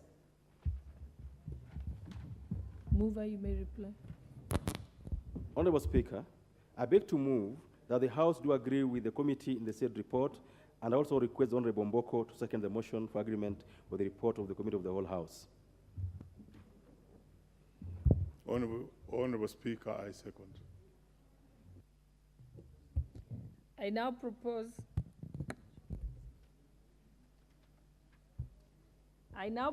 the question, which is that the House do agree with the committee in the said report. May I put the question? I now put the question, which is that the House do agree with the committee in the said report. Will as many as have to, of that opinion say aye? Aye? Will as many as those of the contrary opinion say nay?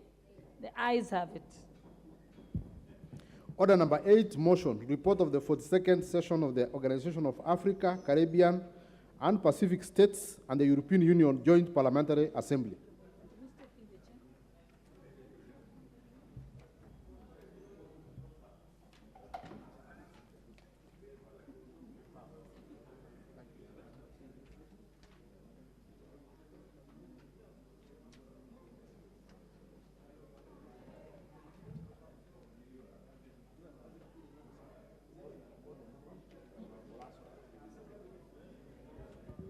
Honorable Didi Raso, you're the mover. You may proceed. Thank you very much, Honorable Speaker. Report on the 61st session of the Organization of African, Caribbean, Pacific States, OACPS Parliamentary Assembly, and the 42nd session of the OACPS-EU Joint Parliamentary Assembly held in Maputo, Mozambique, from 25th October to 2nd November 2022. Honorable Speaker, I beg to move that this House notes the report of the 61st session of the Organization of African, Caribbean, and Pacific States Parliamentary Assembly and the 42nd session of African, Caribbean, and Pacific and EU Joint Parliamentary Assembly laid on the table of the House on Wednesday, November 30th, 2022. Honorable Speaker, the Kenyan delegation to this particular important assembly was led by the indomitable, the Honorable Gladys Boshole, the Deputy Speaker of the Kenyan National Assembly. The attendees from Kenya to this particular assembly were drawn from both the members of the National Assembly and the members of the Kenyan Senate. Also taking into consideration across the divide, the members of both the opposition and the governing side. Honorable Speaker, the OACPS is a very important organization for the Republic of Kenya because it is through this particular organization that we have been able to get UNEP, United Nations Environmental Program, in 1972 to Kenya. And also, it is through this important organization that we have been able to get the Kenyan nomination to the Security Council in the year 2021 as one of the 15 non-permanent members. So for that reason, this is a very important organization that we, as Parliament of Kenya, must take note. Honorable Speaker, for the information of the House, the OACPS-EU Joint Parliamentary Assembly, formerly referred to as ACP-EU Joint Parliamentary Assembly, is one of the organs of joint institution established under the Cotonou Agreement. Honorable Speaker, the Cotonou Agreement, which came after the Georgetown Agreement of 1985, where actually the ACP itself was formed, is a precursor to what we are witnessing today between the cooperation between African, Caribbean, and Pacific states and the members of the European Union. Honorable Speaker, the Cotonou Agreement is a treaty between the European Union and the African and Caribbean states.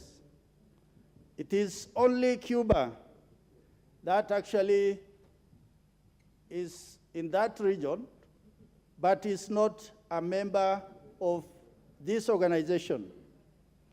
The main objective of partnerships is about sustained development, eradication of poverty within its member states.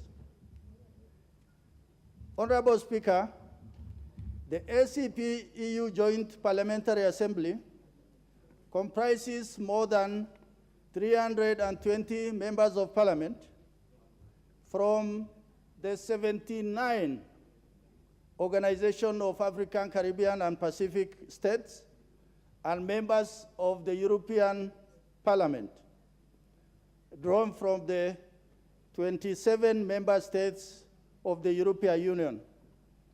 Honorable Speaker, before the exit of the UK, there were 28 members in the European Union Parliamentary Assembly, but now there are only 27. Honorable Speaker, the main objective of this partnership is fundamental in us trying to understand what is it that it is based on.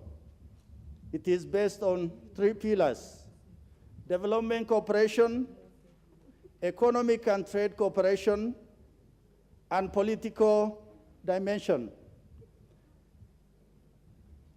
Most of the countries in the OACPS are the countries that have been largely colonized by the countries in the north, in the European Union cluster. And for that reason, they have a very clear and linked association. And it is for that reason they are able to cooperate on matters to do with development because it is in their interest. For example, although the UK left Kenya almost 6 decades ago, but they are still interested in what goes on in Kenya in terms of development because they have interest. In the West African region, where most of our countries in the ACP cluster are drawn, the French or the Francophone are really interested because they have really invested in that region. And that is why the issue of development is key. Secondly, it is trade cooperation. Although we produce commodities in the South-South, but the North that have colonized us many, many years ago are interested in those commodities to refine those goods in the North. So trade cooperation is such an important pillar. On the political dimension, here we are looking at democracy, the rule of law, the Bill of Rights, and all those things that encompasses both the social dimension and the well-being of the human race. And that is why they will tend to be interested in our elections. They will tend to see how these elections are organized for them to cooperate in them. Honorable Speaker, the Joint Parliamentary Assembly currently meets 4 times every year, twice in Brussels and twice in one of the ACP and EU countries on a rotational basis. The immediate meeting that we are discussing today was held in Maputo, Mozambique, as representing the African cluster group. Honorable Speaker, negotiations have been ongoing for a new partnership agreement, which will serve as the new legal framework for EU relations with 79 African, Caribbean, and Pacific states that will address global challenges and set priority areas. The main ones are democracy and human rights, sustainable economic growth and development, climate change, human and social development, peace and security, and migration and mobility. Honorable Speaker, if I just touch on climate change. In climate change, we see the effect of climate change in much bigger way. Although in Africa and in Kenya in particular, we are experiencing severe drought, short rains, maybe very heavy downpour once the rains come. But in the Pacific, some of the islands are sinking because of the rising sea level. It is indeed a matter of great concern.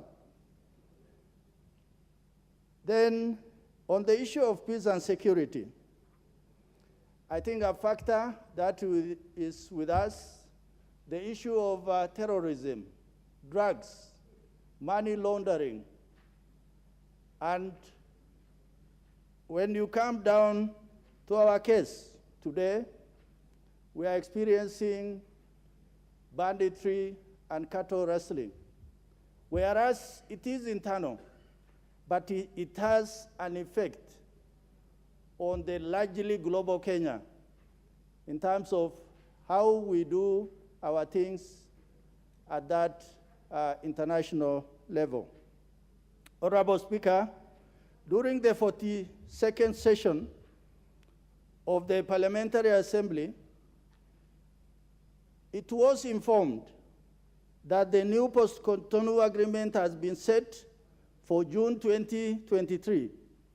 The Assembly was also informed that the reason why the European Union group could not sign is because of matters that were raised by one country, Hungary. However, provision for the Cotonou Agreement have been extended until the new partnership agreement between the EU and the ACP countries enters into force. Honorable Speaker, the discussion on the post-Cotonou Agreement, initially it was largely about trade and development cooperation. At a later stage, the issue of political and governance came on board. And a new matter that is arising, it is the issue of human rights. Whereas it was not in the initial thinking when the Cotonou Agreement was signed, the European Union cluster feels that the issue of human rights must be discussed as an important piece within the agenda of both the economic development and governance. Honorable Speaker, it is important to note that once the new agreement is in place by June 2023, the OACPS-EU Joint Parliamentary Assembly will meet once every year in Brussels and once each of the within the 3 regional blocks of Africa, Caribbean, and the Pacific. In this, Honorable Speaker, it is the feeling of the OACPS, or the African, Caribbean, and Pacific states, members of Parliament who attend this particular session, that they do not want or they do not wish for the 3 groups to be divided into regional clusters. You know the saying, if we are united, we are strong. If we are divided, we are weakened. So the attempt to try and negotiate or talk sweetly with different regions at different times in 3 separate places means that eventually the attempt is to pull us in 3 different directions. That is really going to weaken us.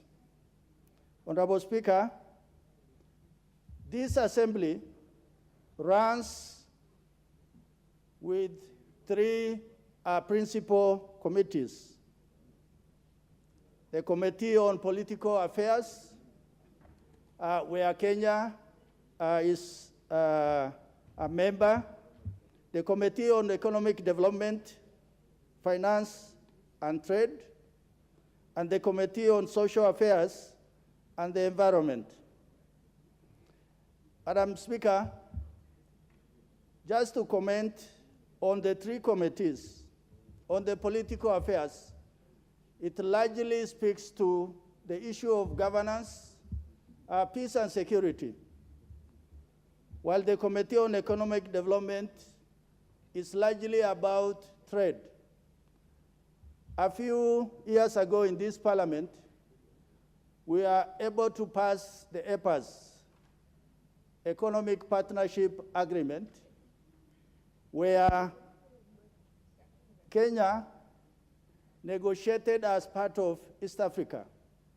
Although not all East Africans agreed to that, but EPAS was passed, largely based on the individual national interest and also on the basis of what is it that is common to the region of East Africa.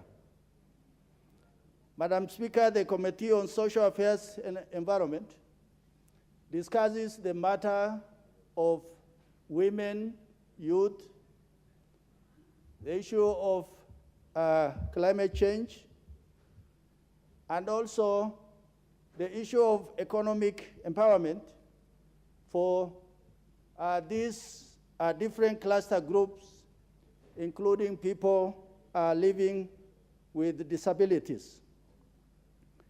Honorable Speaker, the Committee on Political Affairs, where we as Kenya are a member, held its debate on a number of issues, one of these being enhancing cooperation on maritime security and promoting the rule of law on the oceans. What we must take cognizance as a country that sits on the Indian Ocean rim, we are both gaining because of exploiting the resources of the Indian Ocean, but also we are met with the challenges that are coming to us as a result of occupying this strategic position on the Horn of Africa and also the larger Indian Ocean rims. In this, maritime security is a complex and dynamic nature which can greatly affect national security. 70% of the world surface is ocean, and 2/3 of world waters are high seas, that demonstrating the importance of this issue. Additionally, 3 billion people, mostly in developing countries, depend on the oceans and seas for their daily social and cultural life, indeed for their livelihood. Maritime security is under threat due to contested boundaries and navigation routes that do not conform to international law, depletion of natural resources through illegal, unreported and regulated fishing, armed attacks, crimes at sea such as piracy, robbery, and terrorist acts. These all are found on the high seas in the international waters and also the littoral waters. That is called commonly referred to as the territorial waters. For that reason, I think Kenya is engaged with having a Coast Guard that largely addresses on the issue of the blue waters, and also the Kenya Navy that largely addresses the issue of the high seas, so that there's freedom of navigation and movement of international shipping lines within our waters. Honorable Speaker, we have addressed Kenya's effort to address these matters through establishing of a Ministry of Mining, the Blue Economy and Maritime Affairs, and establishing of the Kenya Coast Guard Service, among others, to deal with issues of maritime security. Furthermore, within our region, there is the Coordination Center that is in Seychelles for this particular effort of coordinating maritime matters within our region.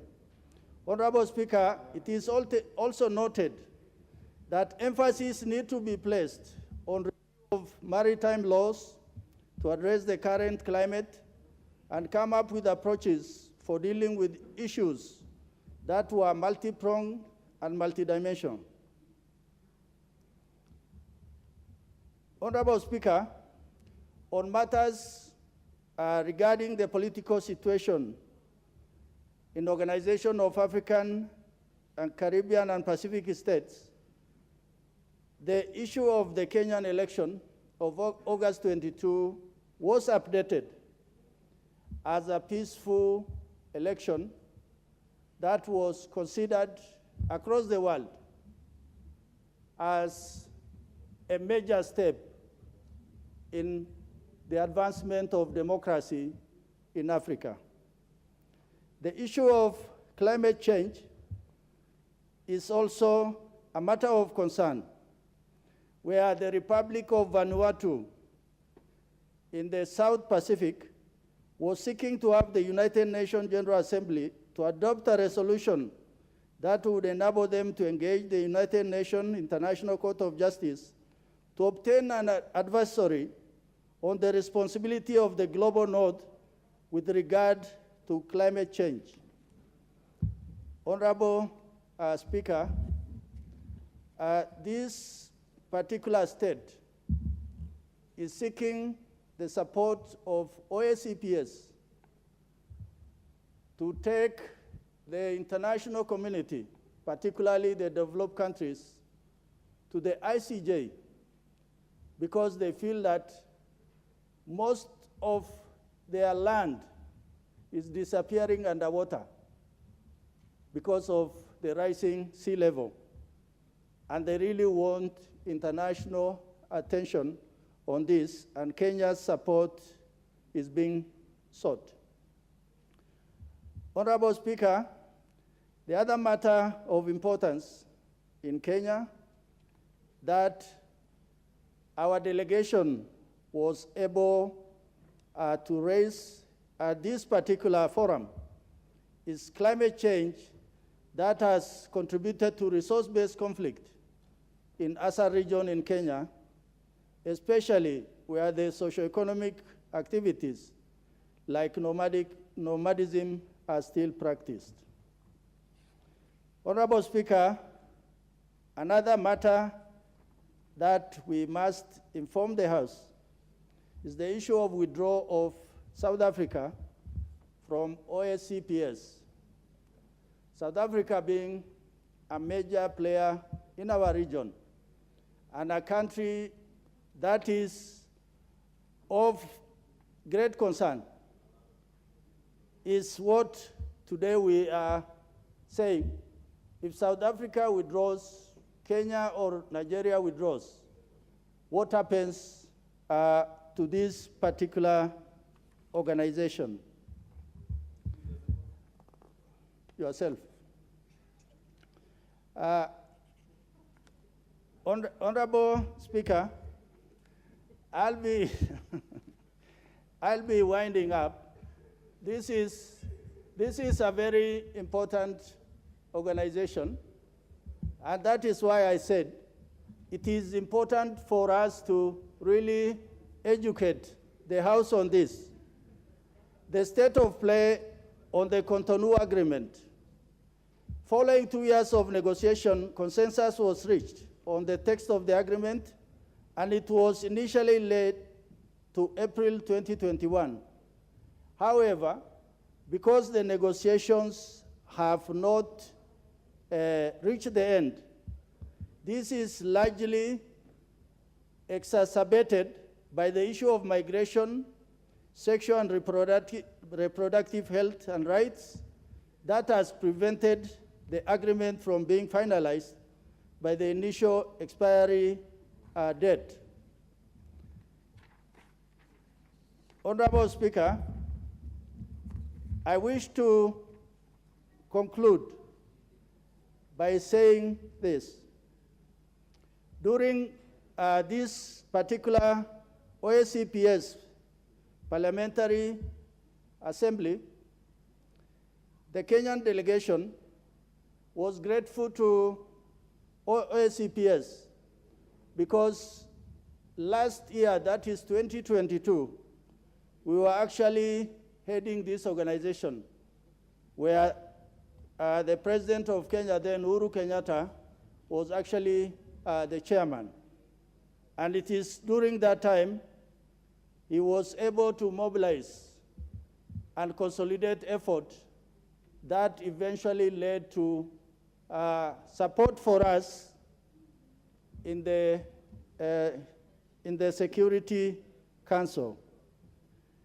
Then during that time, I think Kenya achieved many milestones: establishment and operationalization of ACPS Endowment Fund, revision of Georgetown agreements towards making OACPS an international organization, and hosting of the first ever intersessional summit of OACPS, head of state and government, and conclusion of EU and OACPS new agreement.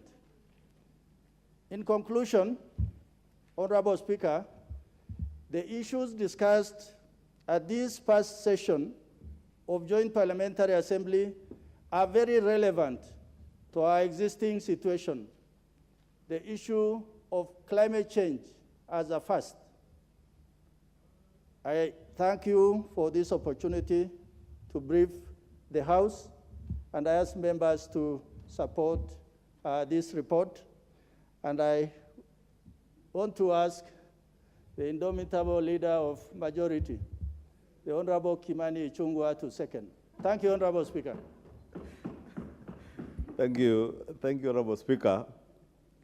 You know, when a gentleman who served in the Kenyan military asks you to second, you have no choice but to second. And I was asking who is seconding, and he said, you.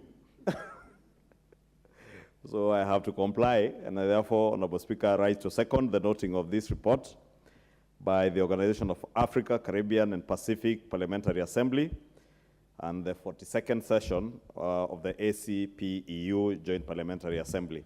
Honorable Speaker, allow me to thank members of this delegation led by our own Deputy Speaker, the Honorable Bol Sholei, the Honorable Owino, and the Honorable Jane Kihara, who I note are all here this afternoon. I don't know whether the Honorable Owino is in the house.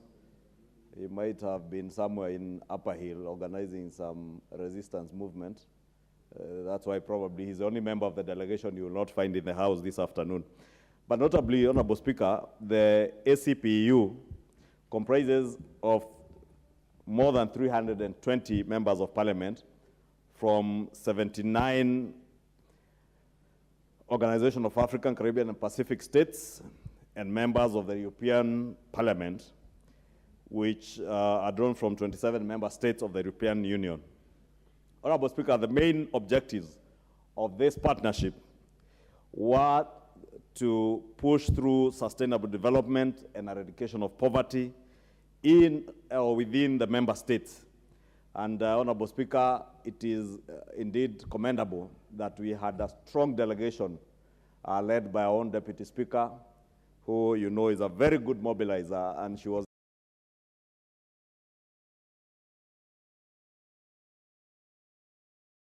issues that pertain to African states at the forefront of discussions at this assembly, and we want to commend them. But, Honorable Speaker, if you look at the objectives of this partnership, it speaks to issues that are very current to us.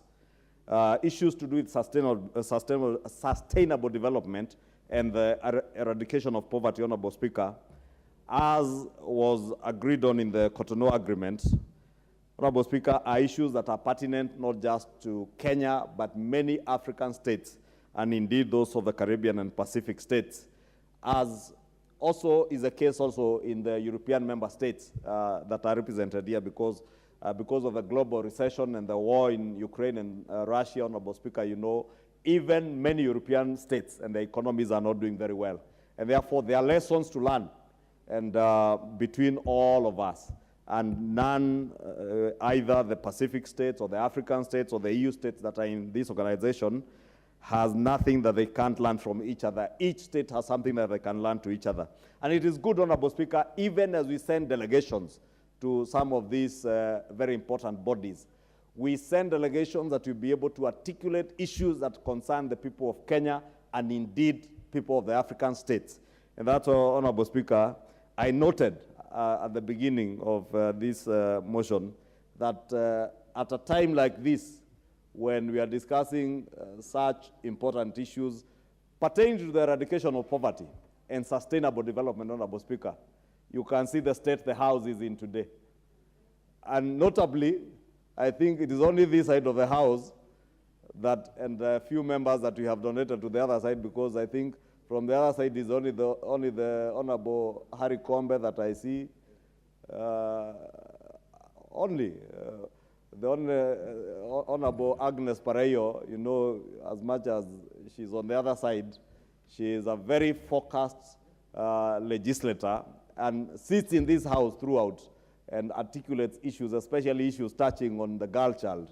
And we have seen her work even before she became a member of parliament. Therefore, I want to commend them, but also encourage the others who are busy out there that the space and the place to discuss issues to do with poverty eradication, the place and space that you have as elected members of parliament to discuss matters pertaining to the development of the people that have sent you to Nairobi to represent them, is on the floor of the National Assembly and the Senate. Because I have seen our colleagues in ODM, not even Azimio, because I don't think I saw anyone in Jubilee there, other than the former member from Ndaragwa, who is now famous for carrying sufurias and spoons in town, talking about some resistance movement. And I wondered, if you are resisting the work that the people of Kenya have elected you to come and represent them in the House, the only good and fair thing to do to the Kenyan taxpayer is not to resist your work as a member of parliament. Just resign as a member of parliament. Then go and protest in the streets. But you cannot be earning a salary as a member of parliament and you are telling Kenyans that you are resisting your work as a member of parliament and at the same time using the taxpayers' money to be paid a salary to do nothing. Honorable Speaker, the issues that are contained in this report, because I hear the member for Nyandarua in Kipipiri speaking about relevance, I am speaking to issues that are very relevant to the people of Kenya. Issues to do with food security, issues to do with national, regional, and world peace.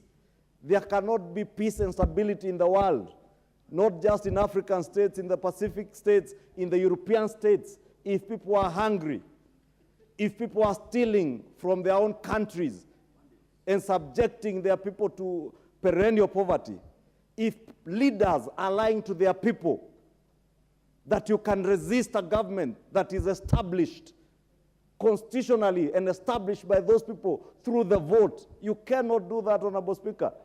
And therefore, it is good, Honorable Speaker, that we also, even as we engage with the world out there, we engage among us to ourselves and be open to each other and be able to look at each other in the eye or in the eyes and tell each other the truth.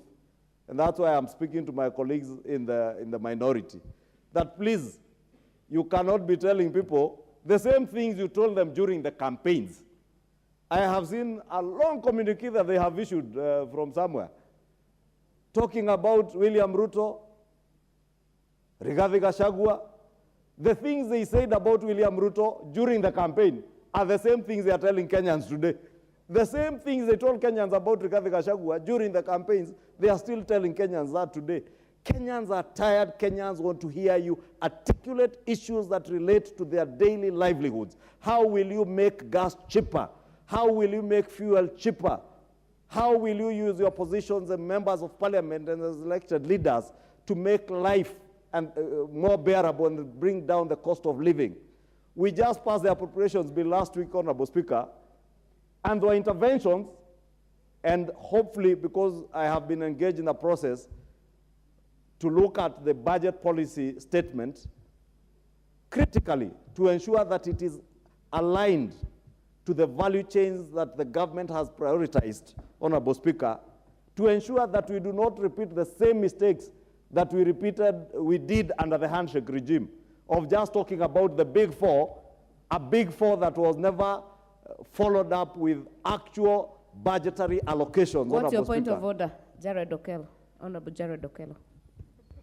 Honorable Speaker, I've been trying to nurse my patience, and I'm a very patient person as such. I think the matter before us is a report from OACPS, which has properly been done justice by my friend, the Major. And if the majority leader has so chosen to go off tangent, and that is very typical of him lately, and I do not know why he loses his cool each time the opposition plays its cardinal role in this House and outside this House. Madam Speaker, we have a duty on behalf of the people who elected us and the people that are persuaded by our movement, Madam Honorable Speaker. Jared Okello, don't be tempted to debate. No, Please raise your point of order. My majority leader here, a man that I respect so much, has gone into lengths to castigate my party leader.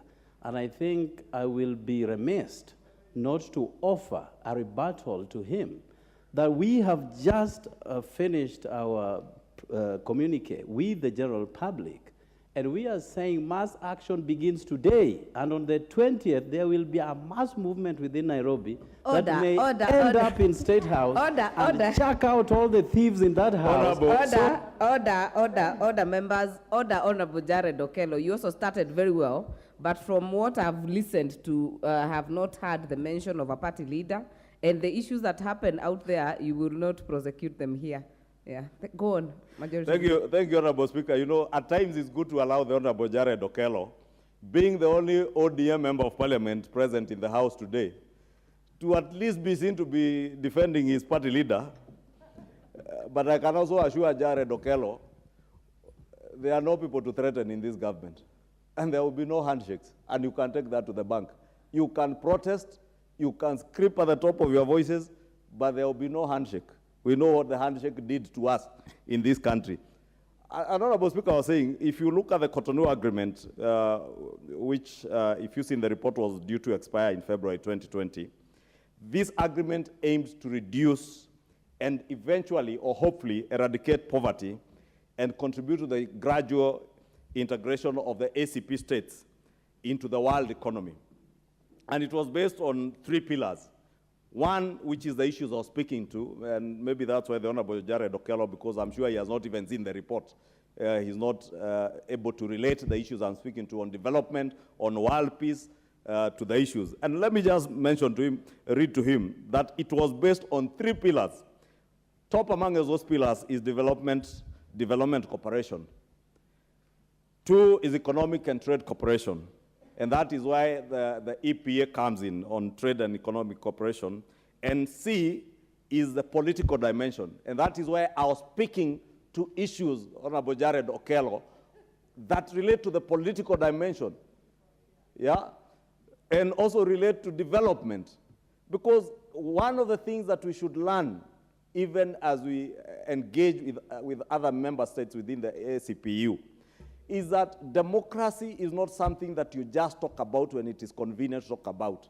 That even as you engage with the other member states that are practicing real and true democracy, where people hold elections and allow their people to go on with their lives after elections, when governments are established, you do not come to destabilize the same governments with threats of grand marches, I don't know, grand demonstrations, grand, what did you call it, boycotts.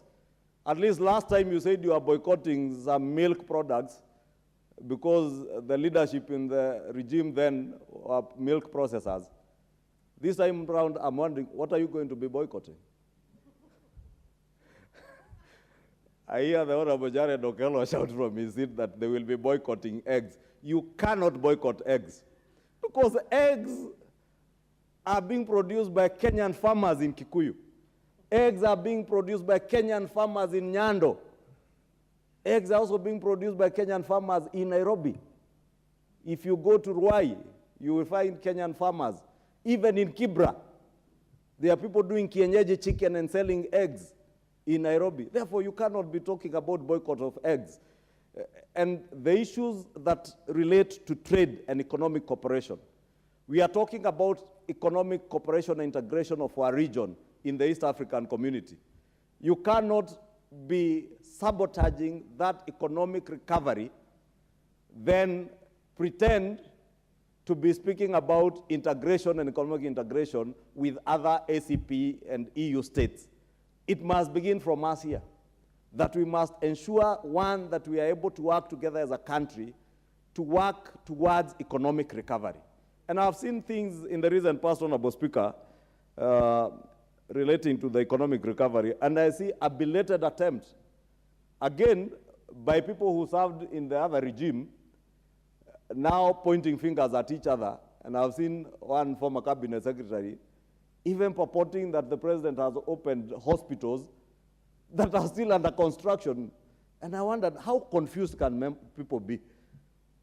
That you are even purporting that the president has opened a defense hospital, which I see every day as I drive to Kikuyu on Wayakiwe, still under construction. And therefore, Honorable Speaker, if we are to talk about the political dimension, we must, as member states of OACP-EU, be able to encourage each other to believe in democracy. And that is why, Honorable Speaker, when we were going through the motion on order number 9, and I was hoping my colleagues would be here, because when we change our standing orders, as we have just done, Honorable Speaker, to allow members of parliament to ask questions to cabinet secretaries, is because we want to pursue the objectives of this Cotonou Agreement, that we will have governments that are accountable to the people, that we have governments that will allow democracy to thrive and allow even members of a minority to ask questions and hold government to account. And you have a government that we have said that is not afraid to be held to account. Unlike the handshake regime, Honorable Jared Okello, that would not bear questions, leave alone being held to account. This is a government that is telling you, you have the freedom to demonstrate, so long as you do so peacefully. And from your ranting out there, I hope you mean what you say, that it is peaceful picketing. Nobody has a problem in this country if you even come and picket outside Parliament. So long as you don't block the gates, don't stop me from coming to do my work or stop Jared Okello from coming to do his work. If you want to picket outside the National Treasury, go and picket quietly. Probably the National Treasury will even be kind enough to offer you bottles of water or sodas during this very dry season. But please do whatever you want to do peacefully, but allow the people of Kenya to move on, so that the people of Kenya want to integrate and become part of that global economy, as this report is telling us, as signatories of the Cotonou Agreement. Therefore, if we have to pursue the objective of the Cotonou Agreement, if we have to be respectable member states of all these organizations, not just OACP-EU, all the other member state organizations that we are members, even the AU and the UN. If we have to be respected, we must be a country first that respects itself, a country that respects the democracy that we speak about, because it is one thing to speak about democracy and another thing to practice democracy. Therefore, when we lose elections, just like those who lost in Kikuyu constituency or those who lost to the Honorable Jared Okello in Nyando, conceded and are moving on with life. Even those who run for president in this country must learn, like the Honorable Waihiga Mwaure and others who ran for president in 2022, conceded and considered that they had lost the election fairly. Those who never conceded went to the Supreme Court. The Supreme Court made its determination, and they were okay with it for 6 months, until a time came and people were told to pay taxes, and they thought they can intimidate government with demonstrations and the other cheap threats that we have seen this afternoon. And I want to encourage them, even as I second this motion, Honorable Speaker, to remain faithful to all these treaties and agreements that we sign as a country, because we don't sign them as government. It is not this government that signed this Cotonou agreement, it was previous governments. But we remain faithful to the objectives that was set out under the OACPS-EU agreement. And therefore, Honorable Speaker, because I see my time is over, I beg to second.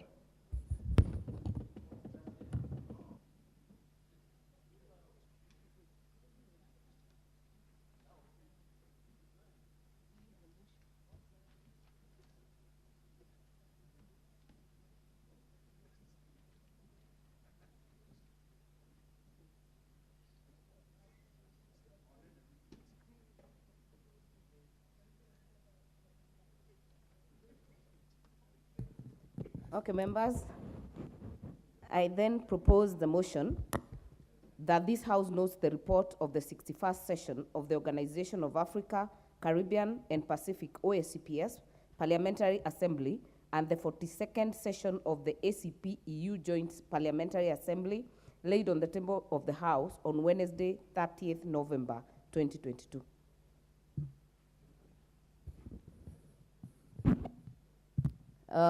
The first chance to contribute to this motion will go to the member for Molo, Honorable Kuria Kimani. Thank you. Thank you very much, Honorable Speaker, for giving me a chance to contribute to this this report on the 61st session of the Organization of Africa, Caribbean, Pacific States Parliamentary Assembly that was agreed on in Maputo, Mozambique. Honorable Speaker, I was admiring how the leader of majority was able to bring politics around this and make a good communication to our friends in the opposition with such ease. And I was telling him how I admire how he was able to relate this agreement to politics and and even get my friend on the other side to even want to respond. But Honorable Speaker, one of the things that I really notice that this report does is that it recognizes the sovereignty of African countries and countries that are on this agreement, respect to our constitution and respect to our values and traditions. Because, Honorable Speaker, we've had a very bad trend of where especially the West is giving Africa and African countries aids, whether it is through donations or any other aid to these countries. They imagine that we must also follow what they think is right and what they think is their way of life or what they are calling their human rights. Honorable Speaker, I was just trying to check around, countries like Scotland. The men wear skirts, and it's okay for them. And I was actually thinking, even when it appears awkward when we think of a man wearing a skirt, but then actually our Maasais wear lesos, and we don't see it as awkward. When countries like the British, they practice monarchy. They have a king. When the queen dies, the king takes over. After the king dies, then someone takes over. And somehow we still think it's okay, it's a democracy. But when perhaps the people of Rwanda elect the president over and over again, then it appears like there's no democracy. of when our neighbors in Uganda re-elect His Excellency Museveni over and over again, then we get to be lectured as if it is not democracy, Mr. Speaker. So I really take cognizance of that this report actually gets to realize the sovereignty of our countries, respect for our values, and that we are going to allow you to have your monarchies, and you have no problem with it. The people of Scotland can wear their skirts. But for here, we are saying things like LGBTQ has no space for for African countries, and especially, for Kenya for this matter. And now that recognition of that we can conspire, we can agree on many things that we agree on supporting of economies, on trade. But when it comes to values that are dear to us, when it comes to traditions that are dear to us, then there we are going to stamp our foot that you're going to obey our constitution. Those things that are illegal, for example, the discussion about same-sex marriages and all that, will remain illegal in the Republic of Kenya, Madam Speaker. I like the energy in which you're talking about the unity of these several African countries. But perhaps, I was asking myself, Madam Speaker, perhaps is it the right time now to consider having a common currency for Africa? A conversation that has been ongoing for many years, but because when you look at, for example, the weakening of the Kenya shilling and other, especially African currencies against the dollar and strengthening of the dollar, I'm like, part of it is because we are demanding, every country, every African country is demanding for that one single currency, dollar, different currencies.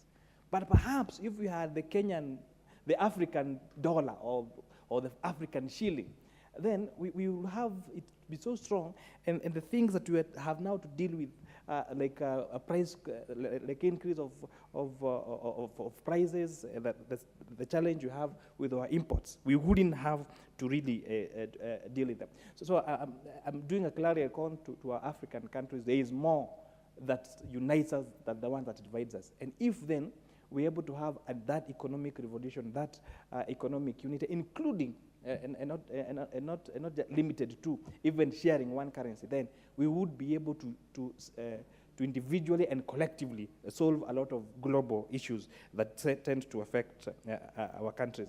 And with that, just a quick response to what the Leader of Majority alluded to, on the discussions that have been ongoing this week, the discussions by one of the constitutional office holders and a former CS, is that the Departmental Committee on Finance and National Planning has been approved by the Speaker to do a public inquiry on the 6.142 billion shillings that was paid through abuse of Article 223 to buy out telcos.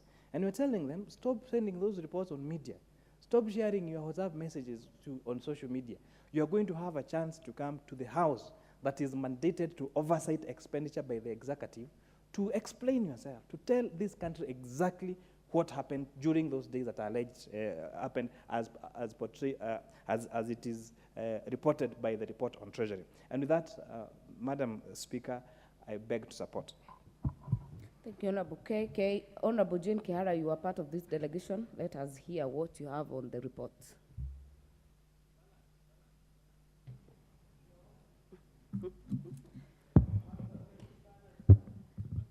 Thank you very much, Madam Speaker. First and foremost, let me support this report and also say that I was lucky to have been in the delegation. It was an eye-opener for most of us.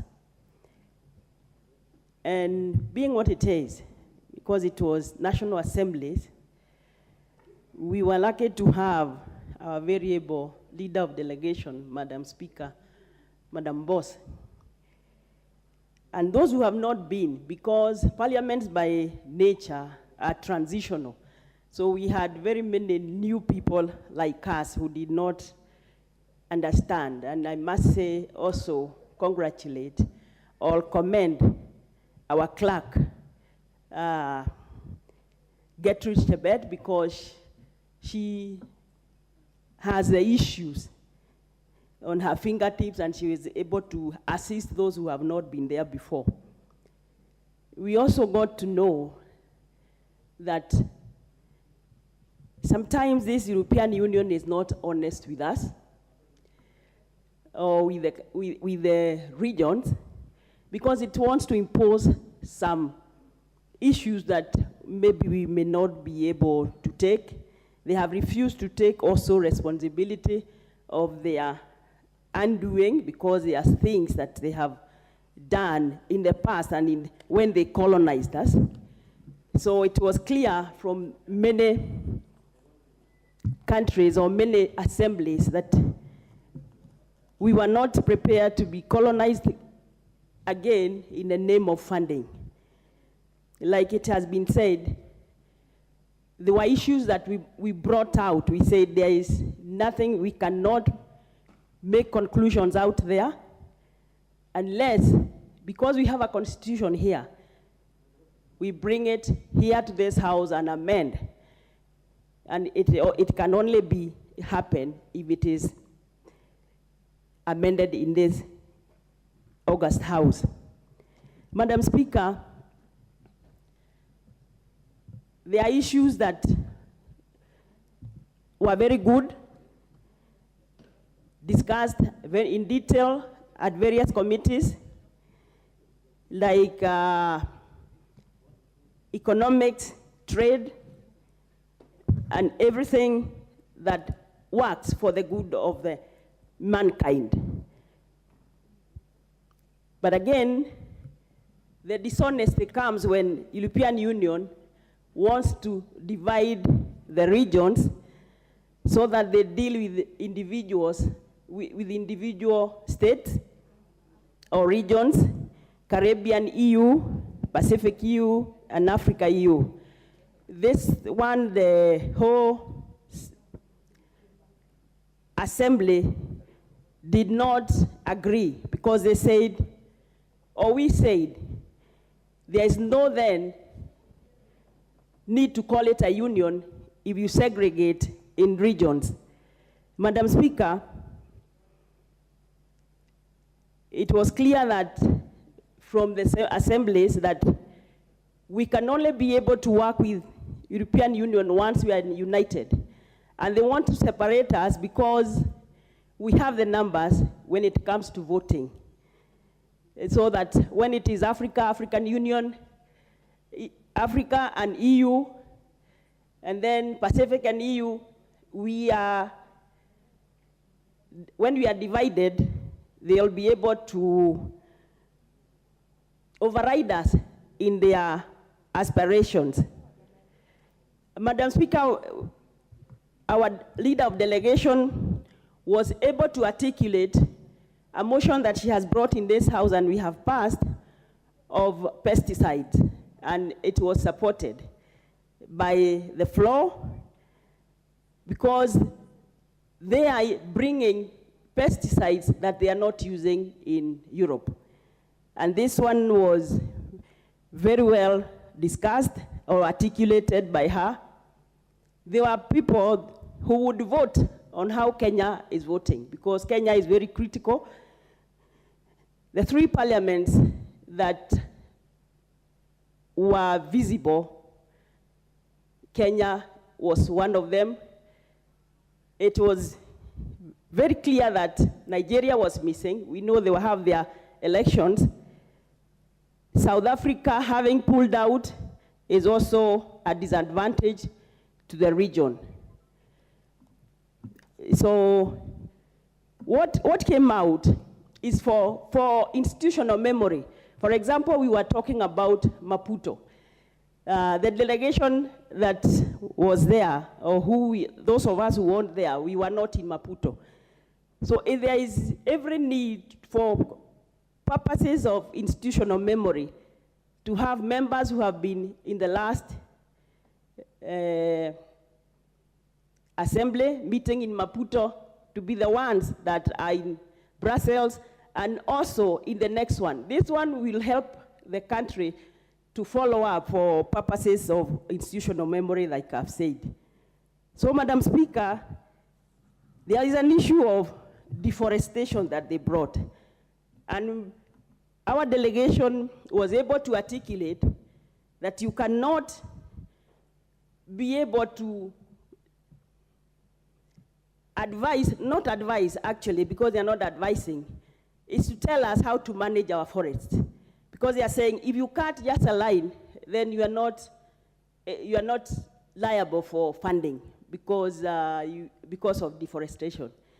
And we were telling them they are the people who did the biggest deforestation here when they colonized us, because they are the people who brought things like coffee and tea by clearing our forests. So, Madam Speaker, let me support this report, and please let me also congratulate our leader who was able to lead a mutiny so that everybody was voting the way Kenya was voting. Thank you. Thank you. We will now hear Honorable Jared Okello.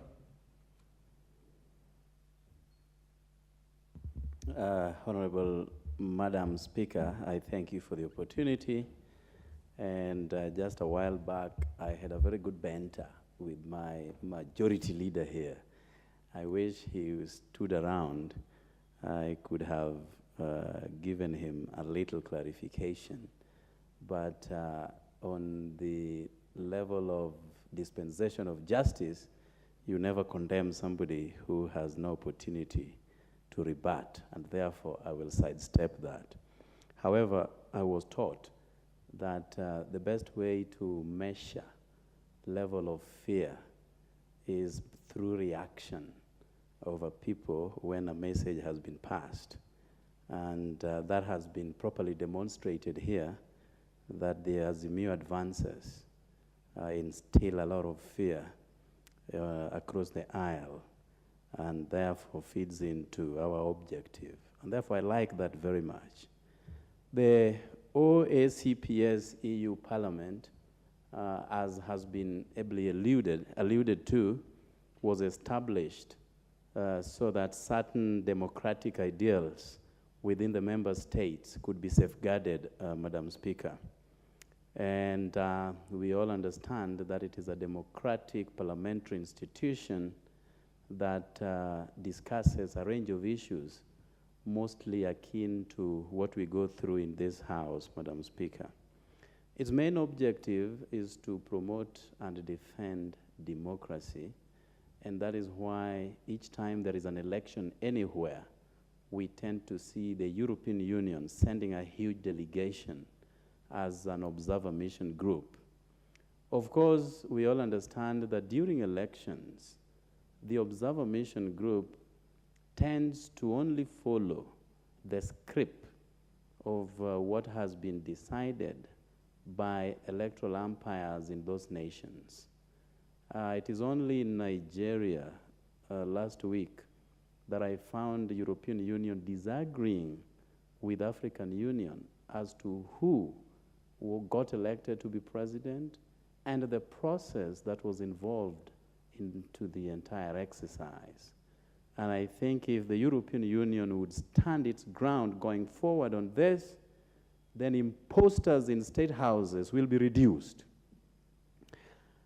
It rotates its sittings, which is a very important thing, that whereas they sit in Brussels once a year, other succeeding meetings are held across the member states. How I wish also that this parliament can rotate across the country and say next week we are holding our sittings in Kisumu, because nothing really stops us from doing that. And through that we can properly connect and reconnect with the electorate, Madam Speaker. The OACPS discussed in depth issues of Somali car bombing that happened last year, October, and 100 people lost their lives as a result. In this country, we have also had our fair share of attacks by terrorists. And OACPS-EU Parliament, through discussing all these issues, bringing it to light, can, to a larger extent, eradicate issues of terrorism, which has become a huge thorn in the flesh of so many countries. We have suffered Westgate attack, Dusit attack, the American embassy attack in this country, and many, many other small attacks by indoctrinated groupings in the name of terrorists. And therefore, discussing these matters would bring it to light and help come up with hypotheses based on syllogisms to counter these emerging issues, Madam Speaker. The blue economy sits at the core of consideration of this parliament, and we know that Kenya is currently undergoing a complete reconstitution of our blue economy so that we can also tap into the resources emanating from this, Madam Speaker. And we encourage issues of territorial boundaries. We understand we had an issue with Somalia on the Indian Ocean waters, and this parliament can also help us address these kinds of issues, Madam Speaker. I don't know why this thing is blinking just 1 minute after I started speaking. And people have been talking here 20 minutes uninterrupted. Madam Speaker, I like the fact that they have a mechanism to fast-track progress of their resolutions. And this is an issue that we need to also emulate in this country. Many things are discussed in this parliament touching on the lives of our people, but there is no follow-up. And that at the end of the day, we end up missing the mark when certain pertinent issues, and so critical as such, need to be addressed. I'm glad that it talks about poverty eradication and the trade treaties. I remember I moved a motion in this House on EPA, Economic Partnership Agreement between Kenya and the United Kingdom. And we need to also step up our efforts so that we engage lots of trade treaties. I know there is one coming up between Kenya and the United States of America that is currently hitting a snag, but how we can, embark very seriously.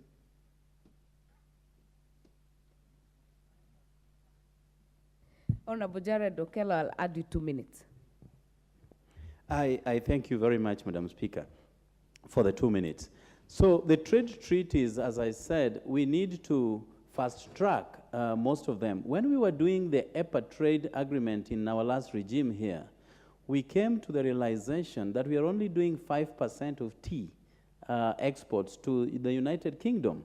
And we were looking at the best ways of moving it to at least 15%, as a result creating jobs within this country and thereby mopping up all the revenues that are stuck abroad. Right away, our country is suffering dollarlessness. And this, by way of improving our trade, this can help address those kinds of issues, Madam Speaker. Then we need to employ very powerful trade negotiators, Madam Speaker, because many a times we experience unfair trade practices. So how do we ensure that through this parliament, Kenya stands at a vantage position to seize every little opportunity, that at the end of the day, we attain a favorable balance of trade, unlike increasing lots of imports to the detriment of exports, and as a result, the country suffers. At a time when youths have no jobs, people have been trained in various cadres of trades, but they have absolutely nothing to do. So opportunities abound abroad.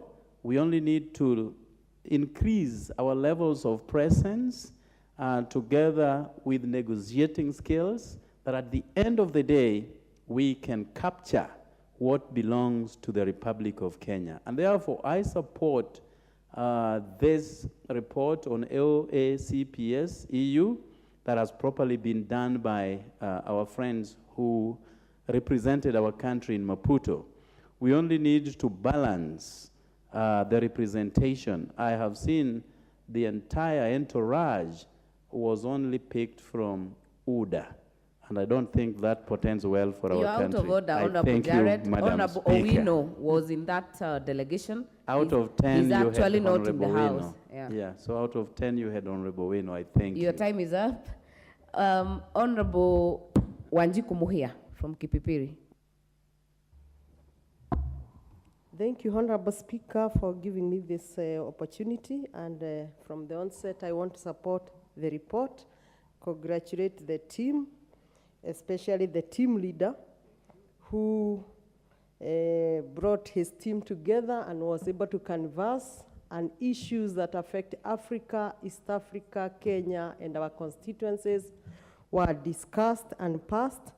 And from the whole report, we cannot see issues that were discussed which Africa is against, like LGBTQ. So I say congratulations to this team. Honorable Speaker, from the onset, as I start to support, I want to make it on record that as the chair of regional committee, I get concerned that such a joint assembly meeting and others do happen while there is no representation of any member from Regional Integration Committee. Though it is administrative, I want to put it on record that it is necessary because time and again these bilateral talks and this agreement ratification, they find their ways in my committee, and as members we are meant to discuss issues that we never interacted. For avoidance of doubt, Regional Integration Committee is created under Standing Order number 212. Among its mandate, we are supposed to examine the records of all relevant debates and resolution of the meetings of the Pan-African Parliament, the African, Caribbean, and the specific Union Joint Parliamentary Assemblies, and other regional integration bodies. This is on C. And if although I am not having the standing order, I think in B, we are also supposed to examine the records of IALA. While for IALA, we are able to interact with the members because we can call the members here or ourselves go to Arusha and interact with their debates. We get very disadvantaged as a committee where we are supposed to examine this kind of a debate and agree into it, yet we did not interact in the report in whichever way. So I put it on record that when these delegations are formed, it's important for them to consider at least a member from Regional Integration Committee, not necessarily the leadership, but at least a member. Having said that, the joint assemblies, Honorable Speaker, are very important. They are just like regional blocks. And regional blocks come together for political reasons, for trade, for security, among many other reasons. When we look at this report, it was resolved issues that are pertinent to Africa as a continent and also Kenya. They discussed very well issues of climate change, political affairs, economic development, and human rights. If I may touch on climate change, this is real, while EU is part of this joint assembly and many other assemblies, including the Interparliamentary Assembly that happens many times in Geneva. We are sure, without avoidance of doubt, without any doubt, that climate change has become what it has become today, majorly being contributed by these foreign nationals. We are sure because here in Kenya we have very few factories, while they have factories and such which contribute to the emission. Honorable Speaker, I'm not sure if you are speaking for 5 minutes or 10, because from the beginning of this debate I didn't hear the mover move the procedural motion on time. And I am not sure if I have already spoken for 10 minutes, but I'll reorganize my thoughts and quickly speak of climate change is real, is not only a threat, but a disaster to the country. And as such, the government must invest more on green energy because it will be environmental friendly.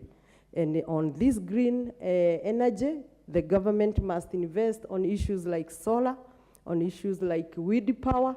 But be careful, Honorable Speaker, I am almost requesting for 2 minutes like Honorable Jared, because as the chair of regional integration, I may have wanted to summarize the regional interest. 2 more minutes.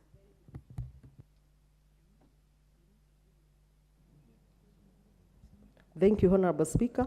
I speak quickly on green energy, that the government need to invest on this because climate change is not only a threat but a disaster to in the current times. Food security is also a threat, which is commonly now in the whole of Africa, and the government through the Ministry of Water may need to consider how we get water harvesting to the prone areas where there is flooding, and other measures engaging the public very strongly on afforestation through the presidential program. Personally, I'm promising to do more in Kipipiri in afforestation. Honorable Speaker, the EU should also offer sustainable modern farming techniques.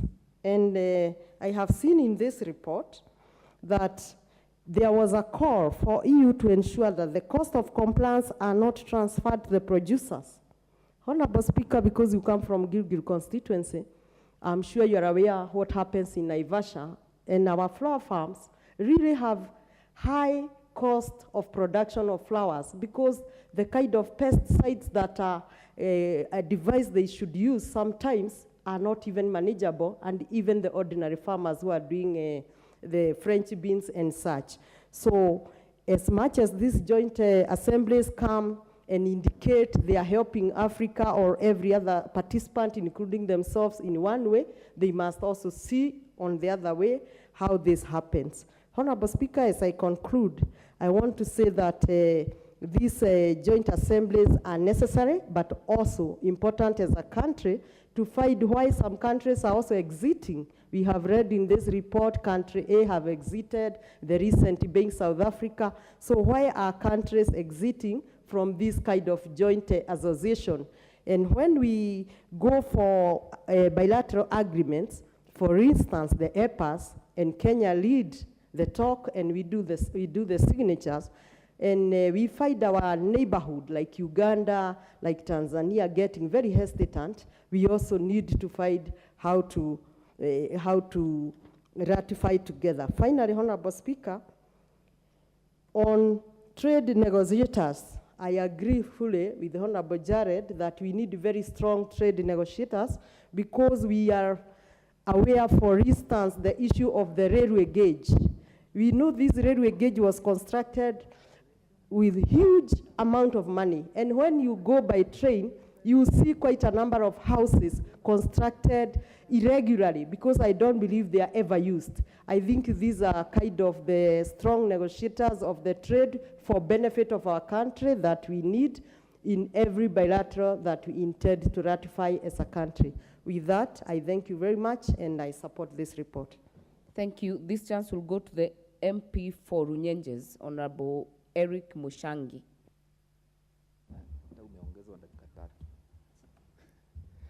Thank you, Honorable Speaker, for the opportunity to speak.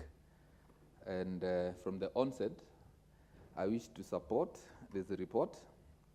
The African, Caribbean, and Pacific States and European Union Joint Parliamentary Assembly.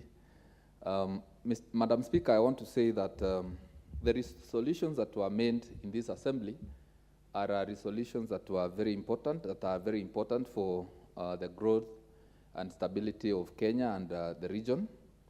And looking at the report, very important issues were discussed, including peace, security, economic development, trade and investment, and also climate change. And Madam Speaker, we all know that there cannot be security without peace. We know that there cannot be development without peace. And so we cannot talk of economic growth if there is the absence of security and peace. So I wish to agree with the delegation that went to this meeting and the deliberations that they made, and say that the issue to do with climate change, Madam Speaker, is an issue that is alive to the majority of the people. Right now, we are experiencing the drought situation in our country, and especially in the arid and semi-arid areas. We know that in those areas, what has been their culture, that of keeping livestock, it is now a very difficult thing to do because of the dry weather. And the European Union coming on board is a good idea because that is where we have the first world countries where industrialization first happened. And so there is need also to ensure that in these negotiations that the European Union comes to support countries like Kenya so that we can embark on afforestation and ensure that we have regular weather patterns.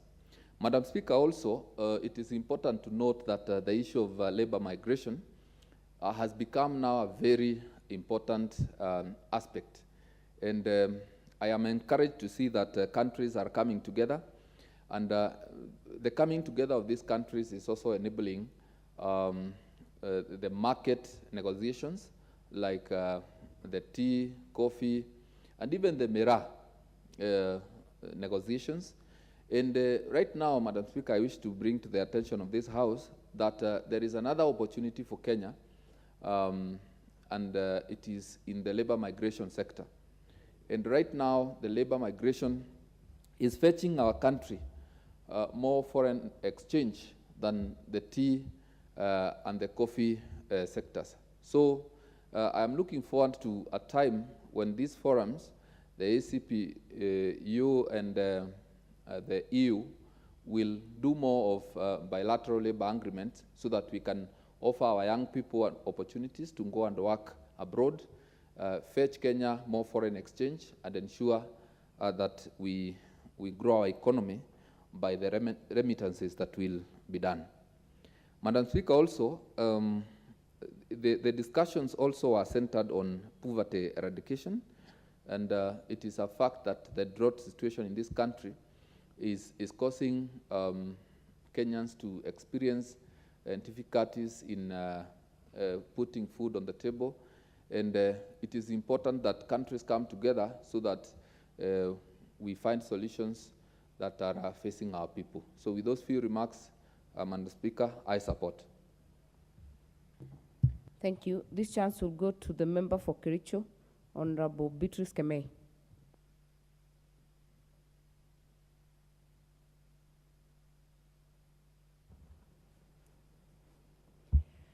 Okay, thank you, Madam Speaker, for giving me this chance, opportunity to contribute to the motion that we have today. From the onset, I must appreciate the fact that we have this very, very important motion. I want to support. I want to actually support the report that we have concerning the assembly, the joint assembly between the Organization of African and Caribbean and Pacific States together with EU. And maybe first is to say that as a country, we cannot be on our own. And the fact that we've been having the East African communities working together, and then there was a time that we were never together, now we are back. There was so much that happened during that time, but when we were not together, even our trade went down. So I support this motion, knowing that when the African countries together with Caribbean and Pacific come together, they become stronger. Matters of trade is one of the areas of concern, which is economic, and being trading partners here is very key with the EU countries. And tea, coffee, horticultural crops, and the many others are part of the crops that we have in Kericho. So to have them being sold in the world market, and especially with the EU, it will be stronger, or it is stronger, when we have the OACPS. So I support this assembly for that matter. And apart from the tea and the coffee, knowing that Kenya is an agricultural country, much of our products are agricultural. But the prices, in most cases, there's fluctuation of prices in the world market. But having this assembly, our prices will actually be looked into. At the many industries that we can have machines from those countries. It will be of great help. The processing industries, at least with this assembly, with the report and with the joint assembly, our industries will also improve. And Madam Speaker, climate change is an issue that is not only for Kenya, not only for Africa, but it is a concern for the world. But knowing that the many gases that are emitted to the atmosphere come from many of those, maybe the countries that are well developed, mainly the EU and the others, for them to accept and join with us, at least the issues of climate change will be looked into.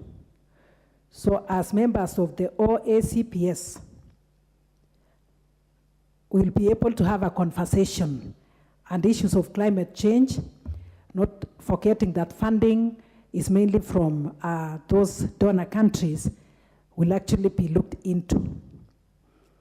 I would also want to point out that we have the waters that we have, like the Pacific Oceans, the Caribbean areas, the waters, the oceans, and the seas have been overexploited.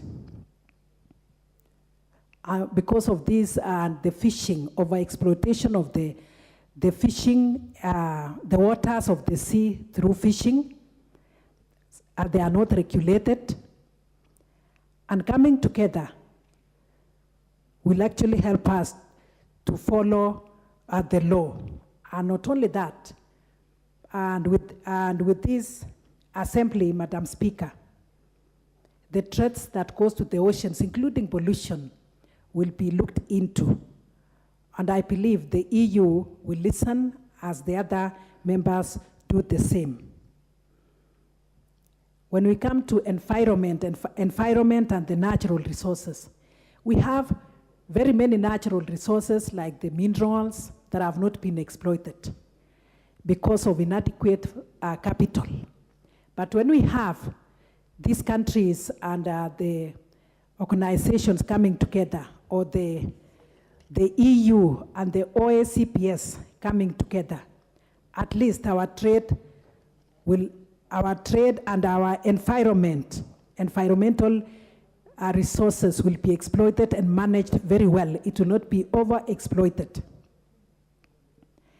And Madam Speaker, fighting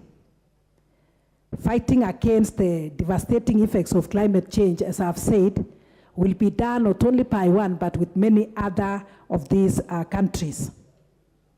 So I really support this coming together. But when it comes to afforestation and reforestation, the idea that they wouldn't want us to maybe to cut some trees to plant our tea, I am not in support of that. Remembering that they started cutting our forests so that they plant the trees. That is in Kericho, and they are still owning those trees, to plant the tea. I'm saying that we can do afforestation and agroforestry in line with that. So I support everything else, and I believe they will not tell us not to plant more tea in the name of afforestation. We know how to do it. We do agroforestry, and that's what we've been doing.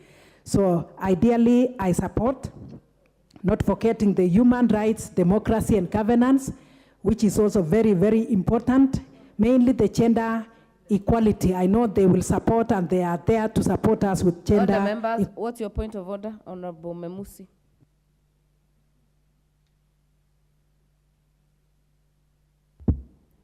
Thank you, Honorable Speaker. I rise on a point of order, Standing Order 35. Madam Speaker, looking at the House, it is obvious that we are lacking quorum to transact. Please guide.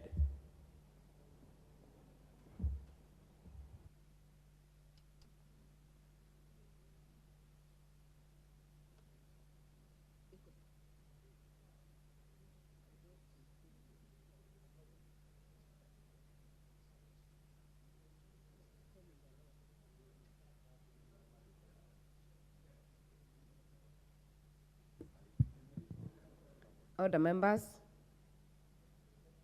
I will order that the bell is rung for 5 minutes. If we don't get the requisite quorum, then we can adjourn at that point.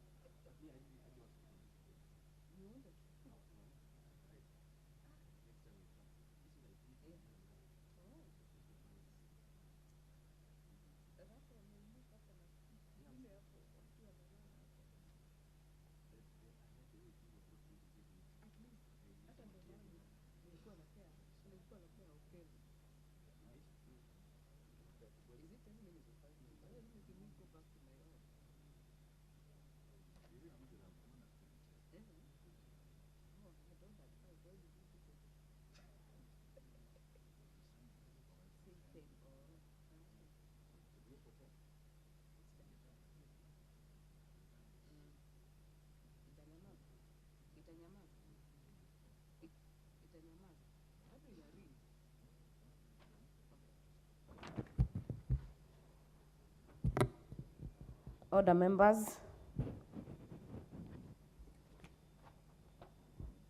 There being no quorum at the expiry of 10 minutes and the time being 5:40 p.m., order, members. Order, members. Order, members. Order, members. Honorable Beatrice. There being no quorum at the expiry of 10 minutes and the time being 5:40 p.m., this House stands adjourned until Tuesday, 14th of March, 2023 at 2:30 p.m.